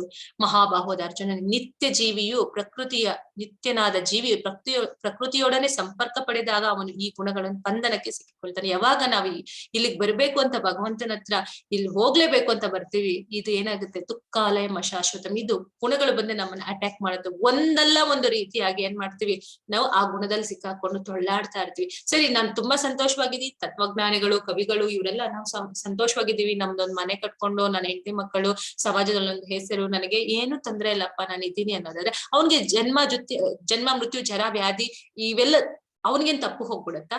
ನಿಜವಾದ ಮನುಷ್ಯನ ಸಮಸ್ಯೆ ಏನು ಅಂದ್ರೆ ಇದೆ, ಜನ್ಮ ಮೃತ್ಯು ಜರ ವ್ಯಾಧಿ. ವಯಸ್ಸಾಗತ್ತೆ, ವಯಸ್ಸಾದಾಗ ಏನು ತಿಂದ್ರೆ ಜೀರ್ಣಿಸ್ಕೊಳಕ್ಕಾಗಲ್ಲ, ತಿಂದೆ ಇರಕ್ಕಾಗಲ್ಲ, ಕೂತ್ರೆ ನಿಂತ್ಕೊಳಕ್ಕಾಗಲ್ಲ, ನಿಂತ್ರೆ ಕೂತ್ಕೊಳಕ್ಕಾಗಲ್ಲ, ಮಲಗ್ರೆ ನಿದ್ದೆ ಬರಲ್ಲ. ಹಾಗಾದ್ರೆ ಏನು ಅವನಿಗೆ ಸಮಸ್ಯೆ ಇಲ್ಲ ಅಂತನ? ಅವನು ಸಮಸ್ಯೆಯಲ್ಲೇ ಇದ್ದಾನೆ. ಭಗವಂತನ ಒಂದು ಮೈದಾನದಲ್ಲಿ ಆಟದ ಬೊಂಬೆಗಳನ್ನ ನಾವು ನಮ್ಗೆಲ್ಲ ದಾರ ಕಟ್ಟಿ ಬಿಟ್ಟಿದ್ದಾನೆ, ಎಷ್ಟು ದೂರ ಓಡ್ತೀಯ ಓಡು ನೀನು ಅಂತ. ಆದ್ರೆ ಕೊನೆ ಇದೆ ನಮಗೆ, ಅದನ್ನ ನಾವು ಅರ್ಥ ಮಾಡ್ಕೋಬೇಕು. ಇಲ್ಲಿ ಒಂದಲ್ಲ ಒಂದು ರೀತಿಯಾಗಿ ಮನಸ್ಸನ್ನ ನಮ್ಮನ್ನ 3 ರೀತಿಯ ಗುಣಗಳು ಎಳಿತಾ ಇದೆ. ಒಂದು ಸಾತ್ವಿಕ ಎಳಿತಾ ಇದೆ, ಇನ್ನೊಂದು ರಾಜಸಿಕ ಎಳಿತಾ ಇದೆ, ಇನ್ನೊಂದು ತಾಮಸಿಕ ಎಳಿತಾ ಇದೆ. ನಾನ್ ಮೇಲು ಒಂದಿಷ್ಟು ಜಾಗ ಸಿಕ್ಕಿದ್ರು ತಾನ್ ಮೇಲು ಅಂತ ಮೇಲ್ಗೈ ಮಾಡುತ್ತೆ. ಹಾಗಾಗಿ ಮನುಷ್ಯ ಯಾವುದೋ ಒಂದು ರೀತಿಯಾದ ಜಂಜಾಟದಲ್ಲಿ ಸಿಕ್ಕಾಕೊಂಡಿರ್ತಾನೆ. ಇದರಿಂದ ಮುಕ್ತಿಯನ್ನು ಪಡೆಯೋದು ಹೇಗೆ ಅಂತಂದ್ರೆ ಹರಿನಾಮದಿಂದ ಈ ಒಂದು ಸೆಳೆತದಿಂದ ನಾವು ಬಿಡುಗಡೆ ಆಗ್ಬೋದು. ಇವ್ರು ಯಾರು, ಶುಕಮುನಿಗಳು 12 ವರ್ಷ ಅವ್ರ ತಾಯಿ ಹೊಟ್ಟೆ ಒಳಗೆ ಇದ್ರು. ನಾವು 9 ತಿಂಗಳು 10 ತಿಂಗಳು ಇರ್ತೀವಿ ಅಷ್ಟೇ. 12 ವರ್ಷ ತಾಯಿ ಹೊಟ್ಟೆ ಒಳಗೆ ಬರದೇ ಇಲ್ಲ ನಾನು ಈ ಭೌತಿಕ ಪ್ರಪಂಚಕ್ಕೆ ಅಂತ ಹೇಳಿ ಭಾಗವತ. ಆಗ ವೇದವ್ಯಾಸರ ತಂದೆ ಅವ್ರ ದೇವರ ಹತ್ರ ಪ್ರಾರ್ಥನೆಯನ್ನು ಮಾಡುವಾಗ ಭಾಗವಂತ ಬಂದು ಹೇಳುವಂತದ್ದು, ನಿನಗೆ ಈ ಪ್ರಕೃತಿ ಏನು ಮಾಡಲ್ಲ, ಈ ಗುಣಗಳು ನಿನ್ಗೆ ಏನು ಮಾಡಲ್ಲ. ಯಾವಾಗ ಏನು ಮಾಡಲ್ಲ ಅಂದ್ರೆ, ಯಾವಾಗ ಯಾರು ಹರಿನಾಮವನ್ನ ಹೇಳ್ಕೊಂಡಿರ್ತಾರೆ, ಯಾವುದೇ ರೀತಿಯಾದಂತಹ ಗುಣಗಳ ನಿನಗೆ ಅದು ಬಂದು ಮಾಯೆ ನಿನ್ನನ್ನ ಅಟ್ಯಾಕ್ ಮಾಡಕ್ಕಾಗಲ್ಲ. ಹಾಗಾಗಿ ಸದಾಕಾಲ ನನ್ನನ್ನ ಸ್ಮರಿಸ್ತಾ ಇದ್ರೆ ಯಾವ ಒಂದು ಮಾಯೆಗೂ ನೀನು ನೀನ್ ಸಿಕ್ಕಾಕೊಳ್ಳೋದಿಲ್ಲ. ಹಾಗಾಗಿ ಹರಿನಾಮ ಸ್ಮರಣೆಯನ್ನ ಮಾಡ್ತಾ ಇರು ಅಂತ ಹೇಳಿದ್ರು ಅವ್ರ ಕೃತಿ. ಅದಕ್ಕೆ ಕೀರ್ತನಮಲ್ಲಿ ಶುಕಮುನಿಗಳು ಅಂತ ಹೇಳುವುದು. ನವವಿಧ ಭಕ್ತಿಯಲ್ಲಿ ಶ್ರವಣಂ ಕೀರ್ತನ 2ನೇ ಹಂತದಲ್ಲಿ ಬಂದಾಗ ಕೀರ್ತನೆ ಮಾಡುವಂತದ್ದು ಶುಕಮುನಿಗಳು. ಹಾಗೆ ಯಾವಾಗ ಭಗವಂತನ ಒಂದು ಕನೆಕ್ಷನ್ ಅಲ್ಲಿ ಇರ್ತೀವಿ, ಈ ಮಾಯೆ ನಮ್ಗೆ ಏನು ಮಾಡ್ಲಿಕ್ಕೆ ಸಾಧ್ಯ ಇಲ್ಲ. ಇದನ್ನ ನಾವು ಅರ್ಥ ಮಾಡ್ಕೊಬೇಕು. ಹೀಗೆ ಅರ್ಥ ಮಾಡ್ಕೊಳ್ಳಿ, ಗುರು, ಸಾಧು, ಶಾಸ್ತ್ರ, ಧರ್ಮ ಗ್ರಂಥಗಳು ಏನೆಲ್ಲ ಕೊಟ್ಟಿದೆ, ಇದೆಲ್ಲ ಏನ್ ಕೊಟ್ಟಿದೆ ಅಂತಂದ್ರೆ ಭಗವಂತನನ್ನ ತಿಳಿಯೋದಕ್ಕೆ ನಮ್ಗಿರುವಂತಹ ಒಂದು ಸಾಧನೆಗಳು ಇವೆಲ್ಲ ಬೆಳೆಸ್ಕೊಂಡು ನಾವೇನ್ ಮಾಡ್ಬೇಕು, ಪರಮ ಗುರಿಯನ್ನ ಸಾಧಿಸ್ಬೇಕು. ಗುಣಾನೇತಾನ ತಿತ್ಯಂತ್ರಿನ್ ದೇಹಿ ದೇಹ ಸಮುದ್ಭವಾನ್ ಜನ್ಮ ಮೃತ್ಯು ಜರ ದುಃಖೈರ್ವಿಮುಕ್ತೋ ಅಮೃತಾಮಶ್ನುತೆ. ದೇಹಧಾರಿಯಾದ ಜೀವಿಯು ಐಹಿಕ ದೇಹದೊಂದಿಗೆ ಸಹಯೋಗವಿರುವ ಈ 3 ಗುಣಗಳನ್ನು ಮೀರಬಲ್ಲವನಾಗಬೇಕು. ಆಗ ಅವನು ಹುಟ್ಟು, ಸಾವು, ಮುಪ್ಪು ಮತ್ತು ಅವುಗಳ ದುಃಖಗಳಿಂದ ಬಿಡುಗಡೆ ಹೊಂದಿ ಈ ಜನ್ಮದಲ್ಲಿ ಅಮೃತ ಸವಿಯುತ್ತಾನೆ. ಅವನು ಯಾವಾಗ ಹರಿನಾಮದಿಂದ ಅವನು ಅಮೃತವನ್ನೇ ಸವಿತಾನೆ. ಅವನಿಗೆ ಅರ್ಥ ಆಗತ್ತೆ ಏನ್ ಮಾಡ್ಬೇಕು ಏನ್ ಮಾಡ್ಬಾರ್ದು ಅಂತ. ಸೊ ಹಾಗಾಗಿ 14ನೇ ಅಧ್ಯಾಯದಲ್ಲಿ ಹೇಳುವಂತದ್ದು ಈ ಗುಣಗಳಿಂದ ನಾವು ಮುಕ್ತರಾಗಬೇಕು. ಇನ್ನ 15ನೇ ಅಧ್ಯಾಯ ಪುರುಷೋತ್ತಮ ಯೋಗ. ಪುರುಷೋತ್ತಮ ಯೋಗ ಅನ್ನೋದು ಬಹಳ ಉತ್ತಮವಾದಂತಹ ಸಣ್ಣ ಅಧ್ಯಾಯ, ಅದು ಕೂಡ ಹೆಚ್ಚಿನದಂತಹ ಜ್ಞಾನವನ್ನ ಕೊಡುವಂತಹ ಅಧ್ಯಾಯ ಆಗಿದೆ. ಏನ್ ಜ್ಞಾನವನ್ನ ಕೊಡುತ್ತೆ ಅಂತಂದ್ರೆ, ಆಧ್ಯಾತ್ಮಿಕದ ಜಗತ್ತು ಮತ್ತು ಭೌತಿಕ ಜಗತ್ತು 2 ಜಗತ್ತುಗಳನ್ನ ಭಗವಂತನೇ ಪಾಲಿಸುವನಾದರೂ ಕೂಡ ಈ ಭೌತಿಕ ಜಗತ್ತು ಅನ್ನೋದು ಟೆಂಪರರಿ, ಡೂಪ್ಲಿಕೇಟ್, ಅದು ಒರಿಜಿನಲ್ ಅಲ್ಲ. ಒಂದು ನದಿಯ ಒಂದು ದಡದಲ್ಲಿ ಒಂದು ಮರವನ್ನ ಇಟ್ರೆ, ಮರ ಇದೆ ಅಂತಂದ್ರೆ ಆ ಮರದ ನೆರಳು ಬಂದು ಭೌತಿಕ ಜಗತ್ತು. ಆ ಮರವೇನಾಗಿದೆ ಅದು ಶಾಶ್ವತ. ನಾವು ಇರುವಂತದಲ್ಲಿ ನೆರಳಲ್ಲಿ ಸುಖವನ್ನ ಹುಡುಕ್ತಾ ಇದೀವಿ. ಅದಕ್ಕೆ ಭಗವಂತ ಏನ್ ಹೇಳ್ತಾನೆ, ಶ್ರೀ ಭಗವಾನುವಾಚ ಊರ್ಧ್ವ ಮೂಲಂ ಅಧಃಶಾಖಂ ಅಶ್ವತ್ಥಂ ಪ್ರಾಹುರವ್ಯಯಂ ಛಂದಾಂಸಿ ಯಸ್ಯ ಪರ್ಣಾನಿ ಯಸ್ತಂ ವೇದ ಸ ವೇದವಿತ್. ದೇವೋತ್ತಮ ಪರಮ ಪುರುಷನು ಹೀಗೆ ಹೇಳಿದನು, ಬೇರುಗಳು ಮೇಲಿರುವ ಮತ್ತು ರೆಂಬೆಗಳು ಕೆಳಗಿರುವ ಅವಿನಾಶಿಯ ಅಶ್ವತ್ಥ ವೃಕ್ಷ ಹೊಂದಿದೆ. ಇದನ್ನ ಈ ಒಂದು ಸಂಸಾರವನ್ನ ಅಶ್ವತ್ಥ ವೃಕ್ಷಕ್ಕೆ ಹೋಲಿಸ್ತಿದ್ದಾರೆ. ಅದರ ಎಲೆಗಳು ವೇದ ಮಂತ್ರಗಳು ಎಂದು ಹೇಳುತ್ತಾರೆ. ಅದರಲ್ಲಿರುವಂತಹ ಎಲೆಗಳು ನಾವು ನೋಡ್ತಾ ಇದ್ದಿಲ್ಲ, ಅದೆಲ್ಲ ವೇದ ಮಂತ್ರಗಳು. ಈ ಮರವನ್ನು ತಿಳಿದವನು ವೇದಗಳನ್ನು ತಿಳಿಯುತ್ತಾನೆ. ಸಪರೇಟ್ ಆಗಿ ನಾವು ವೇದಾಧ್ಯಯನ ಮಾಡುವಂತಹ ಅಗತ್ಯವೇನಿಲ್ಲ. ಈ ಒಂದು ಭಗವದ್ಗೀತೆಯಲ್ಲಿ ಭಗವಂತ ಹೇಳಿರುವಂತಹ ಈ ಜ್ಞಾನವನ್ನ ತಿಳಿದುಕೊಂಡ್ರೆ ಸಾಕು. ವೇದಾಧ್ಯಯನದಲ್ಲಿ ಏನೆಲ್ಲ ಇದೆಯೋ ಅದನ್ನೆಲ್ಲ ನಾವು ಅರ್ಥ ಮಾಡ್ಕೊಂಡಂಗೆ. ನಮ್ಗೆ ಅಷ್ಟೆಲ್ಲ ಪಾಂಡಿತ್ಯ ಮಾಡುವಂತಹ ಒಂದು ಸಮಯ ಆಗ್ಲಿ, ಅಷ್ಟು ಆಯಸ್ಸಾಗ್ಲಿ, ಅಷ್ಟು ಸಂಯಮ ಆಗ್ಲಿ, ತಾಳ್ಮೆ ಆಗ್ಲಿ ನಮ್ಗೆ ಖಂಡಿತ ಇಲ್ಲ. ಭಗವಂತ ಹೇಳಿದ್ದಾರೆ, ಈ ಅಶ್ವತ್ಥ ವೃಕ್ಷದಲ್ಲಿ ಏನೆಲ್ಲ ವೇದಗಳಿದೆಯಲ್ಲ ಅದೆಲ್ಲ ನಾನೇ. ವೇದಾಂತ ಕರ್ತೃ ಯಾರು ಅಂದ್ರೆ ಅದು ನಾನೇ ಅಂತ ಭಗವಂತ ಹೇಳುವಂಥದ್ದು. ಇಲ್ಲ ನೋಡ್ತಾ ಇರಬಹುದು, ಊರ್ಧ್ವ ಮೂಲವಾಗಿ ಉಲ್ಟಾ ಆಗಿದೆ. ಬೇರುಗಳು ಬ್ರಹ್ಮನ ಒಂದು ಇದ್ರಲ್ಲಿ ನೇತೃತ್ವದಲ್ಲಿ ಎಲ್ಲವೂ ನಡೀತಾ ಇದೆ. ಮೇಲಿನ ಲೋಕದಲ್ಲಿ ದೇವತೆಗಳಿರ್ಬಹುದು, ನಂತರ ಗಂಧರ್ವರು ಇರಬಹುದು, ನಂತರ ಚಾತುರ್ವರ್ಣ್ಯ ಇರಬಹುದು, ನಂತರ ಪ್ರಾಣಿಗಳು, ನಂತರ ಸರೀಸೃಪಗಳು, ಹೀಗೆ ಹಂತವಾಗಿದೆ. ನಾವೇನ್ ಮಾಡ್ಬೇಕು? ಹಂತವಾಗಿ ಭಗವಂತನ ಧಾಮಕ್ಕೆ ಹೋಗುವಂತಹ ಒಂದು ಗುರಿಯನ್ನ ನಾವು ಇಟ್ಕೋಬೇಕು. ನಾವೇನ್ ಮಾಡಿದೀವಿ? ಆ ನೆರಳಲ್ಲಿ ಸುಖವನ್ನ ಕಾಣ್ಲಿಕ್ಕೆ ಪ್ರಯತ್ನವನ್ನ ಪಡ್ತೀವಿ. ಅದು ಸುಳ್ಳು ಅನ್ನುವಂಥದ್ದು ನಮ್ಗೆ ಯಾವಾಗ ಅರಿವಾಗುತ್ತೆ? ಈ ರೀತಿಯಾದಂತಹ ಸತ್ಸಂಗಗಳನ್ನ ಸೇರಿದಾಗ, ಪ್ರಭುಪಾದರಂತ ಕೊಟ್ಟಿರುವಂತಹ ಒರಿಜಿನಲ್ ಅಥೆಂಟಿಕ್ ಜ್ಞಾನವನ್ನ ಅರ್ಥ ಮಾಡ್ಕೊಂಡಾಗ ಮಾತ್ರ ಗೊತ್ತಾಗುತ್ತೆ, ಓ ಇದೆಲ್ಲ ಸುಳ್ಳಪ್ಪ ಅನ್ನೋದು ನಮ್ಗೆ ಅರ್ಥ ಆಗುತ್ತೆ. ನ ರೂಪಮಸ್ಯೇಹ ತಥೋಪಲಭ್ಯತೆ ನಾಂತೋ ನ ಚಾದಿರ್ ನ ಚ ಸಂಪ್ರತಿಷ್ಠ ಅಶ್ವತ್ಥಮೇನಂ ಸುವಿರೂಢ ಮೂಲಂ ಅಸಂಗ ಶಸ್ತ್ರೇಣ ದೃಢೇನ ಚಿತ್ವಾ ತತಃಪದಂ ತತ್ ಪರಿಮಾರ್ಗಿತವ್ಯಂ ಯಸ್ಮಿನ್ ಗತಾನಾ ನಿವರ್ತಂತಿ ಭೂಯಃ ತಮೇವ ಚಾದ್ಯಂ ಪುರುಷಂ ಪ್ರಪದ್ಯೆ ಯತ ಪ್ರವೃತ್ತಿ ಪ್ರಸದಾ ಪುರಾಣಿ.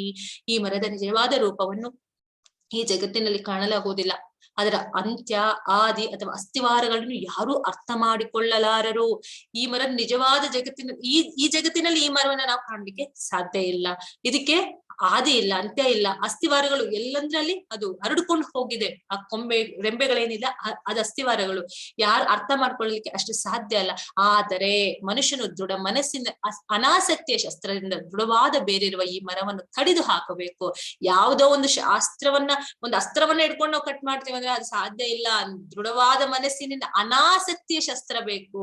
ಯಾವ್ದೊಂದು ಸ್ಟೀಲು, ಇಲ್ಲಾಂದ್ರೆ ಇನ್ನೊಂದು ಕಬ್ಬಿಣದ್ದು, ಇನ್ನೊಂದು ವಜ್ರದ್ದು, ಇದೆಲ್ಲ ವರ್ಕೌಟ್ ಆಗಲ್ಲ. ಇಲ್ಲಿ ಮನಸ್ಸು ಅನ್ನುವಂಥದ್ದು ಬಹಳ ಅದು ಗಟ್ಟಿಯಾಗಿರುವಂಥದ್ದು. ಆ ಒಂದು ಮನಸ್ಸಿನಿಂದ ಅನಾಸಕ್ತಿಯ ಶಸ್ತ್ರದಿಂದ ತೆಗಿಬೇಕು, ವಿವೇಕದಿಂದ ತೆಗಿಬೇಕು. ಇದನ್ನ ಈ ಬೇರುಗಳನ್ನ ಕಟ್ ಮಾಡ್ಬೇಕು.